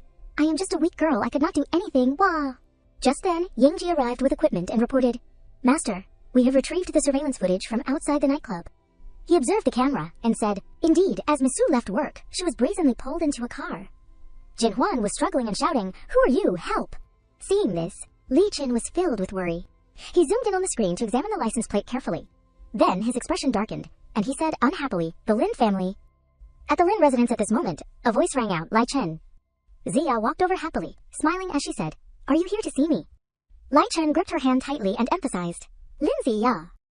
He was filled with killing intent, as he said, tell me, where is Su Jinhuan? Upon hearing this, Zia became agitated and shouted, Su Jinhuan, you came to find me just for her. You treat me heartlessly enough as it is, and now you are humiliating me for another woman. A bodyguard stepped forward to intervene. Young Master Huo, please let our young lady go. If there is something to discuss, let us sit down and talk properly. Ji quickly brought forward evidence, and replied, the surveillance camera recorded the Lin family's car, taking Miss Su away. We just want to know where she is, Miss Lin. Why did you have to do this? Zia pulled her hand back and said, the woman you are looking for is not here. Even if you kill me, it won't change anything. As soon as she finished speaking, Lai Chen grabbed her by the neck. He lost his patience and replied, very well. Zia was being strangled to the point where she could not breathe and could not speak. Ugh. Lai Chen did not want to waste time and said, you won't talk, right? Then you can die. The bodyguard cried out in fear, let go of our young lady. Ji quickly stepped in to stop him, saying loudly, Master, you can't do that. Ji repeatedly said, you can't, Master, Miss Lin. Please say it quickly. When our master gets angry, he is capable of anything, the bodyguard said unhappily. Are you crazy? If you really want to persuade her, let me go over there. Zia, with difficulty breathing, tried to say each word. Huff. Huff. I have loved you for so many years. What exactly is wrong with me, Huff? What do I have that is worse than that bitch? Seeing that she was in bad shape, the bodyguard immediately confessed. Let go of our young lady. Su Jinhuan is currently tied up on the west beach of the pier. The weather forecast said there is a high tide coming today. Hearing this, Lai Chen released his grip. He immediately turned and left, ordering to the pier. Ji obeyed and replied, yes. Zia slumped to the ground, struggling to breathe. Cough, cough, cough, huff, huff. Before leaving, Li Chen did not forget to threaten. If Su Jinhuan loses a single strand of hair, I will make you pay a heavy price. At the pier at this time, it was getting dark, and the tide was beginning to rise. Jinhuan slowly opened her eyes, feeling her surroundings. It is so cold. Seeing that she was tied up, she cried out, "Help! Help me!" It was dark, and the seawater was starting to rise. Jinhuan could only helplessly cry for help. No, help! The seawater submerged her. Jinhuan was terrified. Could it be that I am really going to die here? She thought of the people she loved, Xiao Yuan, Nuan Yu, and the young man she loves, Huo Li Chen. Jinhuan was submerged in the water, unable to struggle or call for help. A car suddenly stopped. Lai Chen called out frantically, "Su Jinhuan, Su Jinhuan." Yingjie worriedly tried to stop him. "Master, it is too dangerous. Don't go over there. We have already called the rescue team." But he was shouted at, "Get out of the way." Lai Chen was stunned, his eyes wide. Seeing her sinking in the water, Lai Chen shouted with concern, "Su Jinhuan." He plunged into the water, constantly calling, "Su Jinhuan." Ningji noticed and said, "She is tied up, master. I have a small knife here." Lai Chen urged. "Hurry up." He reached out to hold her pale face, silently calling, "Su Jinhuan." He continuously comforted himself, "Hang in there." Then he kissed her, transferring air to her. The ropes were cut, and Yingji shouted happily, "It is cut!" Jinhuan was lifted out of the water, taking large breaths. Lai Chen looked at her gently, as if relieved of all worries. "Su Jinhuan, thank goodness I am so lucky you are still alive." Jinhuan looked at him and forced a smile of comfort. "I almost died." Lai Chen picked her up. He kissed her forehead to comfort her. "I am here now, it is okay, go to sleep." Then shouting out an order to his assistant, "To the hospital." Yingji replied, "Yes, master, madam." He made a call outside the hospital room. On the other end, someone scolded, "Assistant Shin, what kind of work are you doing? I told you to keep an eye on the master, but you let him cause such a big problem. Now how am I supposed to explain this to the Lin family?" Yingji said with a regretful tone, "I am sorry, it is my fault for not handling things properly." He thought wearily, "For so many years, being stuck between these two, I am neither in nor out anymore." The person on the other end asked, "What is the master doing?" Yingji said seriously, "Madam, it is a long story. The Lin family's bodyguards kidnapped Miss Su and almost killed her. The master is very angry." The person's tone was very calm, just almost died. "Is it worth him getting that angry?" Yingji said helplessly. "Mrs. Su is severely injured. The master has issued orders to make Mrs. Lin completely discredited and unable to survive in Jincheng anymore. This time he is really serious. I have never seen him this angry." The other end of the line was silent before the call ended. Yingji wearily let out a long breath. Over here, Lai Chen worriedly treated Jinhuan's wound. "The wound is infected. Bear with it." She hissed in pain. Jinhuan glanced at his gentle appearance. Lai Chen carefully bandaged her wound. Suddenly, Jinhuan sighed and said, "Now that I think about it, last night, there was a drunk man who looked at me and said, if he still cared about me, he is a dog." The image of Lai Chen with puppy ears and a tail barking appeared. Lai Chen cupped her face with both hands. "Su Jinhuan." He blushed embarrassedly but still raised his voice. "Last night, you drugged me. I have not even settled that score with you yet. Are you tired of living?" Jinhuan could not help but laugh, causing his face to turn even redder. Still laughing, "You look like a pufferfish right now." Lai Chen moved his face closer to hers, and their eyes met. He placed a gentle kiss on her lips. Jinhuan blushed as she looked at him. She thought, "Huo Li Chen, he really cares about me. He is worried about me." Then she raised his face and sighed inwardly. "I must have saved the galaxy in my past life." Jinhuan thanked him in her heart and leaned in to kiss him. "That is why I got to meet him in this life." Lai Chen was unexpectedly speechless. This was Su Jinhuan's first initiative to kiss him. She smiled brightly. "I apologized. Will you forgive me?" Lai Chen seized the opportunity and pounced in for a deep kiss. "Just that, and you want to appease me. You are looking down on me too much." The two shared a passionate kiss. Yingji walked in and was startled by the scene. He quietly left, sighing inwardly, "I really am unlucky. I can't even have peace and quiet while working for a salary." Suddenly the phone rang. Yingji exclaimed in dismay, "Oh crap, the old master." He answered the phone, his voice a little scared. "Old master, is there anything you need?" On the other end of the line, a very stern voice said, "Tell the master to come home immediately."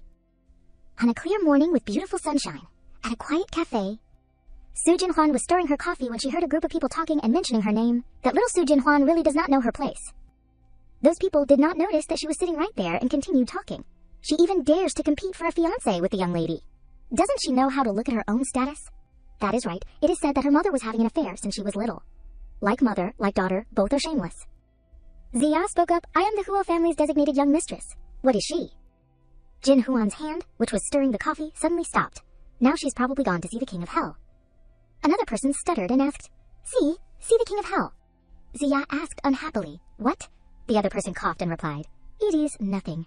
A bitch like her deserves to die. The people around immediately echoed, their voices full of sarcasm. That is right, she pollutes the air when she is alive, and pollutes the land when she is dead. The whole table burst into laughter, and the sound of dishes clinked softly. Ziya stood up and said indifferently, I am going to the restroom for a bit. The person next to her replied vaguely, while chewing on a pastry. A girl leaned over slightly, her voice full of insinuation. What do you guys think? Could Ziya have already taken care of that Sue girl? The person sitting next to her immediately lowered her voice, and whispered. In the past, there were also a few female students who confessed to young Master Huo, but then they disappeared from the face of the earth. Su Jinhuan stood up and followed Ziya, her figure quickly disappearing behind the door. Inside the restroom, the sound of flushing water echoed. Ziya happily hummed a tune. As she reapplied her lipstick, suddenly someone grabbed her hair forcefully. A scream rang out, and Jinhuan coldly pulled hard, as if she wanted to tear the hair from her scalp. Ziya's whole body was pressed straight into the cold water, and white foam flew everywhere. Help! The cry choked in her throat as her hair was held tightly. Ziya's head was pressed deep into the water, and bursts of air bubbles broke out in heavy glug-glug sounds. Her hands struggled desperately, but they grew weaker and weaker. Jinhuan's hand suddenly released, and her fingers slid off Ziya's soaking wet hair. Ziya coughed violently, and mouthfuls of water poured out of her mouth. Her breath was rapid, mixed with coughs, and her eyes were tightly shut in horror. As soon as Ziya looked up, she glared furiously, her breath still rapid. Water droplets still clung to her face, dripping down with each tremor. Behind her, Jinhuan stood still, her eyes as cold as a knife pressed against her throat. Jinhuan's hand suddenly grabbed Ziya's hair, pulling it back sharply. Her cold voice rang out, word by word. How does it feel to almost drown? Jinhuan said with hatred, each word like a knife cutting deep into the fear that was rising in Ziya's eyes. I almost drowned in the sea. Luckily, I have a big life and did not die. Heaven told me to come back and find you for revenge. Ziya cried with tears streaming down her face, screaming in fear, her voice hoarse but still trying to growl like a beast cornered. You dare do this to me, I will cut you into 100 pieces. I will make sure you do not die a peaceful death. Su Jinhuan laughed coldly. I almost died once, so I am not afraid of anything anymore. But you, the precious young lady from a wealthy family. Lin Ziya trembled in panic, her pale lips moving, but unable to utter a word. Jinhuan grabbed Ziya's head, which was still in shock, and slammed it hard against the wall. Her icy voice echoed throughout the space. She said angrily, Before you kill me, you should worry about your own life and death first. Ziya's body fell heavily to the ground. Jinhuan grabbed her hair and dragged her away, with only the sound of high heels clicking on the floor. She only let Ziya go when they reached a toilet stall. Su Jinhuan took out her phone and snapped a few pictures of Ziya lying unconscious on the floor, saying with disgust, No matter what your status is, once you fall into my hands, you still want to be arrogant. Stepping outside, she thought. Before coming here, I sent a message to Huo Xiaoqian, using Su Qingwan's name to ask him out. He is probably arriving soon. Walking a short distance, she saw the figure of someone standing there. It is Xiaoqian. Jinhuan continued to think. He is here. He is probably looking for Su Qingwan. The corners of her lips curled slightly.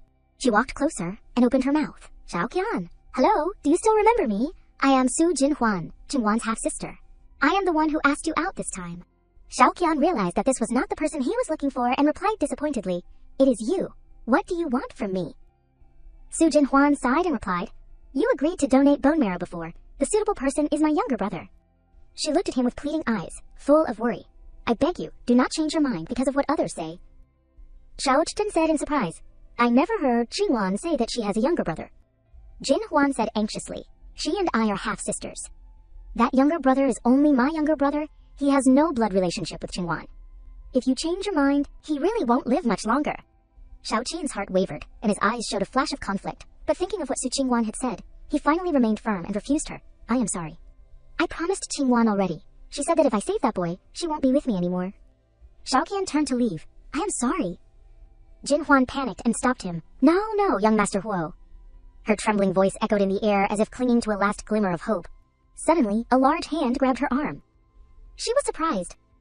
Turning her head, she saw a tall, familiar, and extremely handsome figure. Xiaoqian looked at the man and exclaimed in shock, Li Qin. He nodded slightly and continued walking, leaving only one sentence. I have something to do, I will go first. Jinhuan raised her hand anxiously. Wait. The person had disappeared from sight. She said helplessly, It is over. Li Chen grabbed Jinhuan's hand and dragged her away. She tried to struggle, but to no avail, only able to say, Let go, do not touch me. Why did you appear at this time?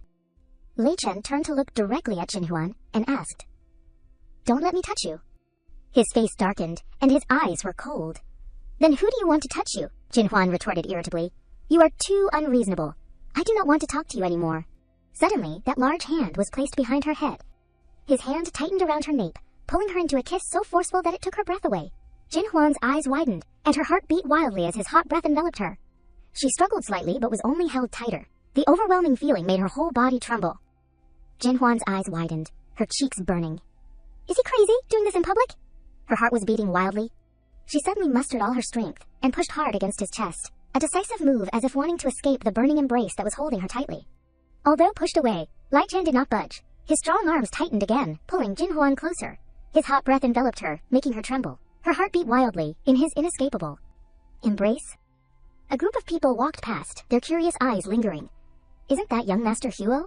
Oh my god, he is actually kissing a girl in front of so many people. Jinhwan froze, while Lai Chen remained calm as if he did not care. Jinhwan gasped, placing her hands on Lai Chen's chest and trying to pull away. Her heart was beating wildly as his warm breath brushed against her skin. In the distance, voices could be heard calling out to each other. Zia still has not come back. Let us go into the restroom to find her. Huh! Jinhwan pushed him away shyly. Everyone's looking. Let me go. Lai Chen looked at her and chuckled softly. That large hand suddenly wrapped around her legs.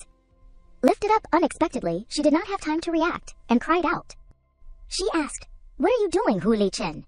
"Put me down," he continued walking, the sound of leather shoes clicking on the ground. Jinhwan said shyly. Her face flushed. "Aren't you just making people laugh even more?" The sound of a car door opening and closing with a bang. Lai Chen replied, "If you keep messing around." He continued, "I will let them see something even more stimulating." Jinhwan screamed inwardly but could not do anything. "Very well, consider yourself powerful." The group of people who had just found Zia and were helping her out of the restroom happened to see Su Jinhwan sitting in the car with Lai Chen. The group of people exclaimed, "There she is." Zia looked directly at Jinhwan and hissed, word by word, "Su, Jin, Huan." Jinhwan looked at her with a provocative look and placed her hand on Lai Chen's shoulder. She snorted. Zia trembled, gritting her teeth in anger. That damned woman, what is she relying on to compete with me? The humiliation of today, I will pay it back 100-fold. Jinhwan shook the phone containing the pictures of her being beaten in the restroom, thinking, if you dare to provoke me, you have to be prepared for my revenge. I still have a bunch of embarrassing pictures and videos in my hands. When the time comes, let us see who is more embarrassed. That luxurious car started and arrogantly drove away. Sitting in the car, Jinhwan thought, it really lives up to its name as a limousine. It even has a soundproof system in the back. While she was thinking, Lai Chen's warm hand was placed on her face, and he asked, "What are you looking at?" He continued to ask with a serious face, "Am I not handsome?" Jinhwan was flustered, turning away with a red face. "What are you talking about?" Lai Chen smiled, looking down at the shy girl in front of him and calling out, "Su Jinhwan!" He leaned close to her ear and whispered, his warm breath making Jinhwan's ears turn red. Hearing this, Jinhwan exclaimed in surprise, "No way!" Lai Chen grabbed her chin and asked, "Not allowed." His eyes slowly looked down at her full lips, and his hand gently touched them, not using hands then. He hesitated. Then he continued, "There are still better options." Jinhwan glared at him and said, "Huo Li Chen, you are really an animal." He grabbed her small hand and said, "If I was really an animal, I would not have endured you for so long." The luxurious limousine slowly rolled down the road. Heavy breathing was heard in the car. Lai Chen thoughtfully took out a tissue to wipe her hands. Both of their faces were flushed. Jinhwan said, "The car is driving slower and slower. Assistant Shen will definitely look down on me." Lai Chen took her hand and kissed it. He would not dare. Meanwhile, in the driver's seat, although there was soundproofing, Assistant Shen could still hear what the two of them were doing. He could only helplessly think, this master is really Redena. His kidney function is too good. I have circled the hospital twice, and it is still not over. Jinhwan suddenly remembered, weren't you going home? Why did you suddenly run to the cafe? Lai Chen pinched her cheek and replied, you still dare to ask, not obediently resting in the hospital. Your skin is itching for a beating, is not it? He thought to himself. As soon as I got home, the old man gave me a lecture. Before I could finish listening, I got a call from the nurse saying that Su Jinhwan was missing. I bet the old man was furious when I left. And this heartless girl even dares to ask me why I came here. Lai Chen seriously asked her, so what exactly is going on between you and my brother? I want to hear you explain. Jinhwan replied, Huo Li Chen, this is my personal matter. I do not want to bother others with my affairs. She continued seriously, but I guarantee there is nothing shady between me and your brother. He said, Su Jinhwan, I have said it before, your business is my business. Your needs are my needs. You should not be afraid of bothering me. She shyly pushed away his large hand. I have not forgotten what you once said. I do not agree to be your secret lover. Lai Chen's eyes softened and he frowned. You women are so troublesome. It has been so long and you are still holding a grudge. Your heart is even smaller than a needle hole. Su Jinhwan crossed her arms and pouted, acting annoyed. You dog of a man. The car suddenly braked sharply. Jinhwan did not have time to react. She cried out, and her head hit the car window with a thud. Lai Chen quickly supported her waist. Lai Chen's voice was stern as he shouted, Chen Yingji, what are you doing? Assistant Shen flustered, his face worried as he replied, Master, I am sorry. A dog suddenly ran onto the road just now. Lai Chen angrily scolded, Assistant Shen, what are you circling around the hospital for? Quickly find a parking space. Assistant Shen replied awkwardly, Yes, yes, yes. The car parked in a parking space. Lai Chen picked up Jinhwan and walked quickly forward. Rest properly, don't run around without worrying about your health. At the same time, Ling Li was at the hospital, walking quickly, her eyes looking around as if searching for someone. Suddenly, Ling Li tripped over a stone, staggering, as if about to fall, accidentally bumping into Yingji's arms. Looking up and seeing Yingji, she was as happy as if she had found a savior. Assistant Shen, what a coincidence, it is you, how wonderful. Yingji looked at her in confusion and replied coldly, What coincidence? I do not know you. Let go of me. Ling Li laughed loudly, deliberately saying loudly, Assistant Shen is really famous for being forgetful. I am Wu Ling Li. The other day at the cafe, you asked me to pretend to be pregnant to expose that scumbag during the blind date. We cooperated very well. Jinhwan recognized the familiar voice, and she struggled in Lai Chen's arms. Huh, wait a minute. Jinhwan got down, so it is you. She put her hands on her hips and walked towards Ling Li, the girl who pretended to be pregnant and slandered me for stealing someone else's husband. Jinhwan turned back irritably and pointed at Lai Chen, who was calmly relaxed. No wonder my blind dates kept failing. It turns out you were sabotaging me. If you had not interfered, I would have registered for marriage already. Lai Chen looked down at Jinhwan, smiling non-committally, coldly, but with a gentle tone. Are you angry? Jinhwan blushed and looked at Lai Chen, who was now looking at her with his arms crossed, and said with a somewhat reproachful tone, My blind date partners were all scumbags. I did that to save you from the fire pit. Jinhwan raised her index finger, wanting to retort Lai Chen's reasoning, so I still have to thank you. Lai Chen was still complacent. That is what I should do. Jinhwan became annoyed, and she stepped forward and punched Lai Chen's chest. You are really a domineering, stinky man. That day at the cafe, I was scolded by a shameless pregnant woman for seducing a married man. How are you going to compensate me for my mental damage? Lai Chen grabbed Jinhwan's wrist possessively. I do not care. He pulled her closer possessively. You are mine. Don't even dream of me watching you go on blind dates with those good-for-nothings. Suddenly, a group of tall, burly men ran over, pointing at Ling Li and shouting, She is here, that little brat. See where you can run now. Pay back the money. If you do not pay, you will have to sell yourself. Ling Li hurriedly grabbed Yingji's arm, hugging it tightly, her eyes still on the approaching group. Assistant Yingji of young Master Huo's family is my boyfriend. If you bully me, you are bullying him, and bullying him is touching the Huo family. Lai Chen instinctively protected Jinhwan in his arms when Ling Li suddenly pointed at them. Young Master Huo is here, you better think carefully. Yingji hurriedly pushed Ling Li away, saying awkwardly, What nonsense are you talking about in front of my boss? I do not know you at all. Ling Li shouted in panic, Shen Yingji, you are just watching me die. You are not a man. The group of people had reached behind Ling Li, and the leader cracked his knuckles. Haha, you can't escape this time. Suddenly a shout rang out. Wait! Jinhwan and Lai Chen stepped forward to shield Ling Li. Jinhwan said loudly, This woman dared to steal my man, and she made me lose face. I must avenge this. Do you also want to compete with me for a man? The leader of the group took a step back, confused. This. One of his subordinates recognized Lai Chen and whispered to his boss. Boss? Let us just drop it. Young Master Huo is over there. The leader took a few steps back, waving his hand at Jinhwan. We are just lackeys collecting debts. If you want this girl, just take her. Don't be polite. We are leaving. Ling Li was about to sneak away when a hand pulled her back. Yingji stood behind her with a gloomy smile. Want to run? You have caused me misery. Ling Li hurriedly explained to Jinhwan in a panic. Missu, it was not my fault last time. He paid me to put on an act. Go after the one who is really responsible. She bent down and looked at Jinhwan pleadingly, trying to explain, But my ex-boyfriend really is a scumbag. He leeches off women and beats them. I am definitely not lying to you. If you are really angry, just beat me up to vent your anger. Oh, Jinhwan stepped forward and stood opposite Ling Li. She raised her hand high, smiling with some contempt. You asked for it. Ling Li stood still. She closed her eyes tightly, but the pain from the slap did not come. Instead, she felt her cheek being pinched lightly. Ling Li opened her eyes wide in surprise. She saw Jinhwan smiling happily, waving her hand. All right, you can go. If it was not for you exposing that scum, I am afraid I would have registered to marry him already. Suddenly, an arm wrapped around Jinhwan's waist, and a warm voice sounded in her ear, Su Jinhwan. When she looked up, Lai Chen's handsome face came into view. Are you still thinking of getting married? Lai Chen turned Jin Huan around. Let us go. You should go back and rest. Jin Huan spoke up dissatisfiedly. I have not finished talking yet. Huo, Lie Chen. But her feet still followed Lie Chen. Suddenly the phone rang. Jin Huan struggled. I have a phone call. Let go of me. The nurse's name appeared on the screen. Jin Huan was a little uneasy. This is Zhao Yuan's nurse. She raised the phone to her ear to listen, her voice a little shaky. Hello, Nurse Ning. Nurse Ning stood in the ward and she hurriedly spoke quickly. Miss Su, Xiao Yuan's condition suddenly deteriorated. He is now being resuscitated in the operating room. There is a possibility that his life is in danger. Please come to the hospital immediately. Jin Huan felt as if she had been struck by lightning, and she unconsciously shouted loudly, What? Jin Huan struggled out of Lai Chen's arms, and she ran towards the door, anxiously. I am coming right away. Quickly arriving at the surgery room, the red light with the words operating lit up. Jin Huan ran up anxiously, and Nurse Ning, seeing her, said, Miss Su is here. She asked, Nurse Ning, how is my brother? Nurse Ning replied, the doctor is still performing surgery on Xiao Yuan. Nurse Ning was reluctant to say, yesterday Xiao Yuan started to seem listless. Today the complications suddenly broke out at the same time, and his will to live is also very weak. Hearing this, Jin Huan swayed unsteadily, and Lai Chen supported her. How did it turn out like this? Zhao Yuan has always been strong and optimistic. Why suddenly? Nurse Ning told her the whole story. Yesterday morning, a woman came here. She said she was her sister, came to visit Xiao Yuan, and left immediately.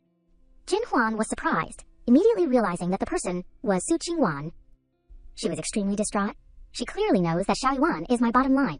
If something happens to Xiao Yuan, I will definitely not let her go. Nurse Ning said anxiously, the most important thing now is to let Xiao Yuan regain his faith and will to live. Jin Huan grabbed Nurse Ning's hand and said, I understand. Thank you, Nurse Ning. Nurse Ning replied immediately, no need to thank me, Miss Su.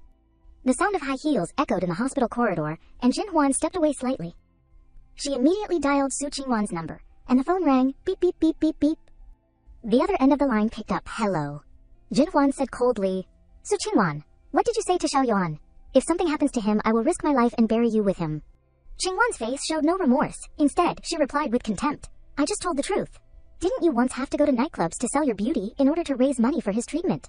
Jin Huan was furious, her voice, like she wanted to kill someone through the phone. Su Qingwan, are you looking for death? Tears welled up in her eyes. Tears of anger and hatred. No wonder. Xiao Yuan. She swayed, dizzy, and almost fell, exclaiming, Xiao Yuan! The other end of the line beeped. Qingwan had hung up. A large hand supported her weak body. Lai Chen pulled gently, supporting her into his arms. Don't be afraid, Su Jin Huan. Believe in your brother. He will definitely be fine. His hand intertwined tightly with hers, as if to give her a sense of security. He said, I will be here waiting with you. Jin Huan cried, burying her face in Lai Chen's arms, and replied, The light in the operating room went off, and it seemed the surgery was over. Jin Huan anxiously ran in front of the doctor and asked, Doctor, how is my brother? Xiao Yuan was wheeled out on a bed. The doctor said, the rescue was successful, but the patient's will to live is very weak, and he is currently still in a coma. Family members should frequently call out to him by his ear. The doctor continued, Miss Su, you probably also know that the patient's condition is getting worse and worse. I estimate that he may only have less than half a year left. Jin Huan trembled. Her face darkened, covered her mouth and cried, calling out, Xiao Yuan. Lai Chen supported the trembling Jin Huan, and he asked the doctor, Is there no other way? The doctor replied helplessly, Other than finding a matching bone marrow, there is no other way. In the special care unit, the sound of machines beeped, and a voice echoed in the air, Xiao Yuan, how could you believe her? Jin Huan sat beside the bed, holding her brother's hand tightly. Every penny that your sister earns is clean. Your sister has tried to take care of herself so well. Why did you give up on life so easily? She trembled and closed her eyes tightly, bursting into sobs. Since Mom passed away, you are the only family I have left. How can you bear to leave me alone? Lai Chen's hand gently placed on Su Jin Huan's shoulder to comfort her. She thought, before, even when pushed to the wall, I never agreed to sell my life for money. Seeing her so sad, he also felt very uncomfortable, and he felt heartache for her, but did not know what to say. He could only say in his heart, Su Jin Huan, how have you been carrying everything alone all these years? Li Chen suddenly spoke, Xiao Yuan. He continued, do you think death is the end? You are only making your sister hurt more. Lai Chen frowned, his eyes revealing seriousness. Even if it is just for your sister, you have to try to get through this. Jin Huan could not hold back her tears, trembling as she said, Xiao Yuan, Su Qingwan's words are all lies. If you believe her, then you have fallen into her trap. She grabbed the boy's hand tightly. Xiao Yuan, wake up quickly. Suddenly, the boy's finger twitched slightly. Jin Huan exclaimed happily, Xiao Yuan's hand just moved. Xiao Yuan frowned, revealing pain after just having surgery. The boy opened his eyes, his voice weak and difficult. Sister. Jinhwan, seeing her brother had woken up, was so happy that she burst into tears. She said emotionally, Xiaoyuan, I am here. Xiaoyuan was confused when he saw his sister crying, and he asked, Sister, why are you crying like a tabby cat? Jinhwan smiled, You brat, you are teasing your sister as soon as you wake up. She followed her brother's gaze, only remembering the man standing behind her. Huh? Xiaoyuan asked, Who is he to you? Jinhwan embarrassedly flusteredly jumped up to explain, What do you mean? Who is he to me? He is. Lichen quickly put his arm around Jinhwan's shoulder and introduced himself, Hello, Xiaoyuan. He smiled confidently, saying, My name is Huo Lichen. I am currently your sister's boyfriend. If your sister agrees, I will become her husband very soon. You can call me brother-in-law. Jinhwan blushed and lightly bumped into him, saying awkwardly, When did I give you a title? Lichen unexpectedly said, What do you mean by that, Su Jinhwan? Are you planning to sleep with me and then run away? Jinhwan's face was as red as a tomato as she hit him, saying, Oh my god, why are you talking about these things in front of children? Xiaoyuan lay on the hospital bed, looking at the two people bickering. He curiously asked his sister, Sister, I saw on TV that only husbands and wives sleep together. You and brother-in-law sleep together? So are you two already married? Lai Chen wrapped his arms around Jinhwan's waist, pulling her into his arms. Even Xiaoyuan knows that only husbands and wives are allowed to sleep together. Do you still want to shirk responsibility? He leaned close to her ear and whispered, That night, we fought hard until morning, without using any contraception. The more Lai Chen said, the more embarrassed Jinhwan became. Who knows, maybe we already have our baby. Enough, do not say any more. After that, he turned around and said seriously to the boy, Xiaoyuan, with me protecting your sister, you just focus on recovering. However, Xiaoyuan was still worried. Lai Chen gently stroked the boy's hair. You definitely can't be absent from our wedding. Xiaoyuan tried to reply, yes. Jinhwan lowered her head, her voice gentle. Xiaoyuan, I will never leave you, and do not give up, okay? The boy replied wearily, Yes, I won't make you sad anymore. Seeing Xiaoyuan's tiredness, he turned around and said, Xiaoyuan just woke up and needs to rest. Well, let us go back first. She was still hesitant, but seeing this, the boy spoke to reassure her. Go back, do not worry about me. Finally, Jinhwan had to leave. Then you rest. Well, I will come again tomorrow. The door to the ward closed. Xiaoyuan's face became extremely heavy. The boy looked at his arm, which was full of needle marks, his mood extremely complicated. Even if I get through this hurdle today, I probably do not have many days left. Xiaoyuan imagined Jinhwan in a wedding dress. Sister, I do not want to die either. I want to attend your wedding. I want to see your baby born. The boy felt extremely guilty. But me living is really too much of a burden for you. 2 lines of tears began to fall from Xiaoyuan's eyes. Sister, you must be happy. At night, at the hospital, Jinhwan walked, but her heart was still uneasy. Suddenly she squatted down. Unable to restrain herself, Jinhwan sobbed. Xiaoyuan, Xiaoyuan. Seeing this, Li Chen worriedly hugged her, Su Jinhwan. He gently helped Jinhwan stand up. Using his warmth, Li Chen softly comforted. This road is not at the end yet, why are you crying? Nested in his arms, Jinhwan's tears continued to fall. Lai Chen gently lowered his head and kissed her head lightly. Receiving that warmth, she gripped his clothes tightly, and her spirit began to stabilize. That is right. Jinhwan looked up, saying resolutely, I still have revenge to take. Now is not the time to cry. In her heart, she silently pointed out, Sukniangguan, do not think that I will let you go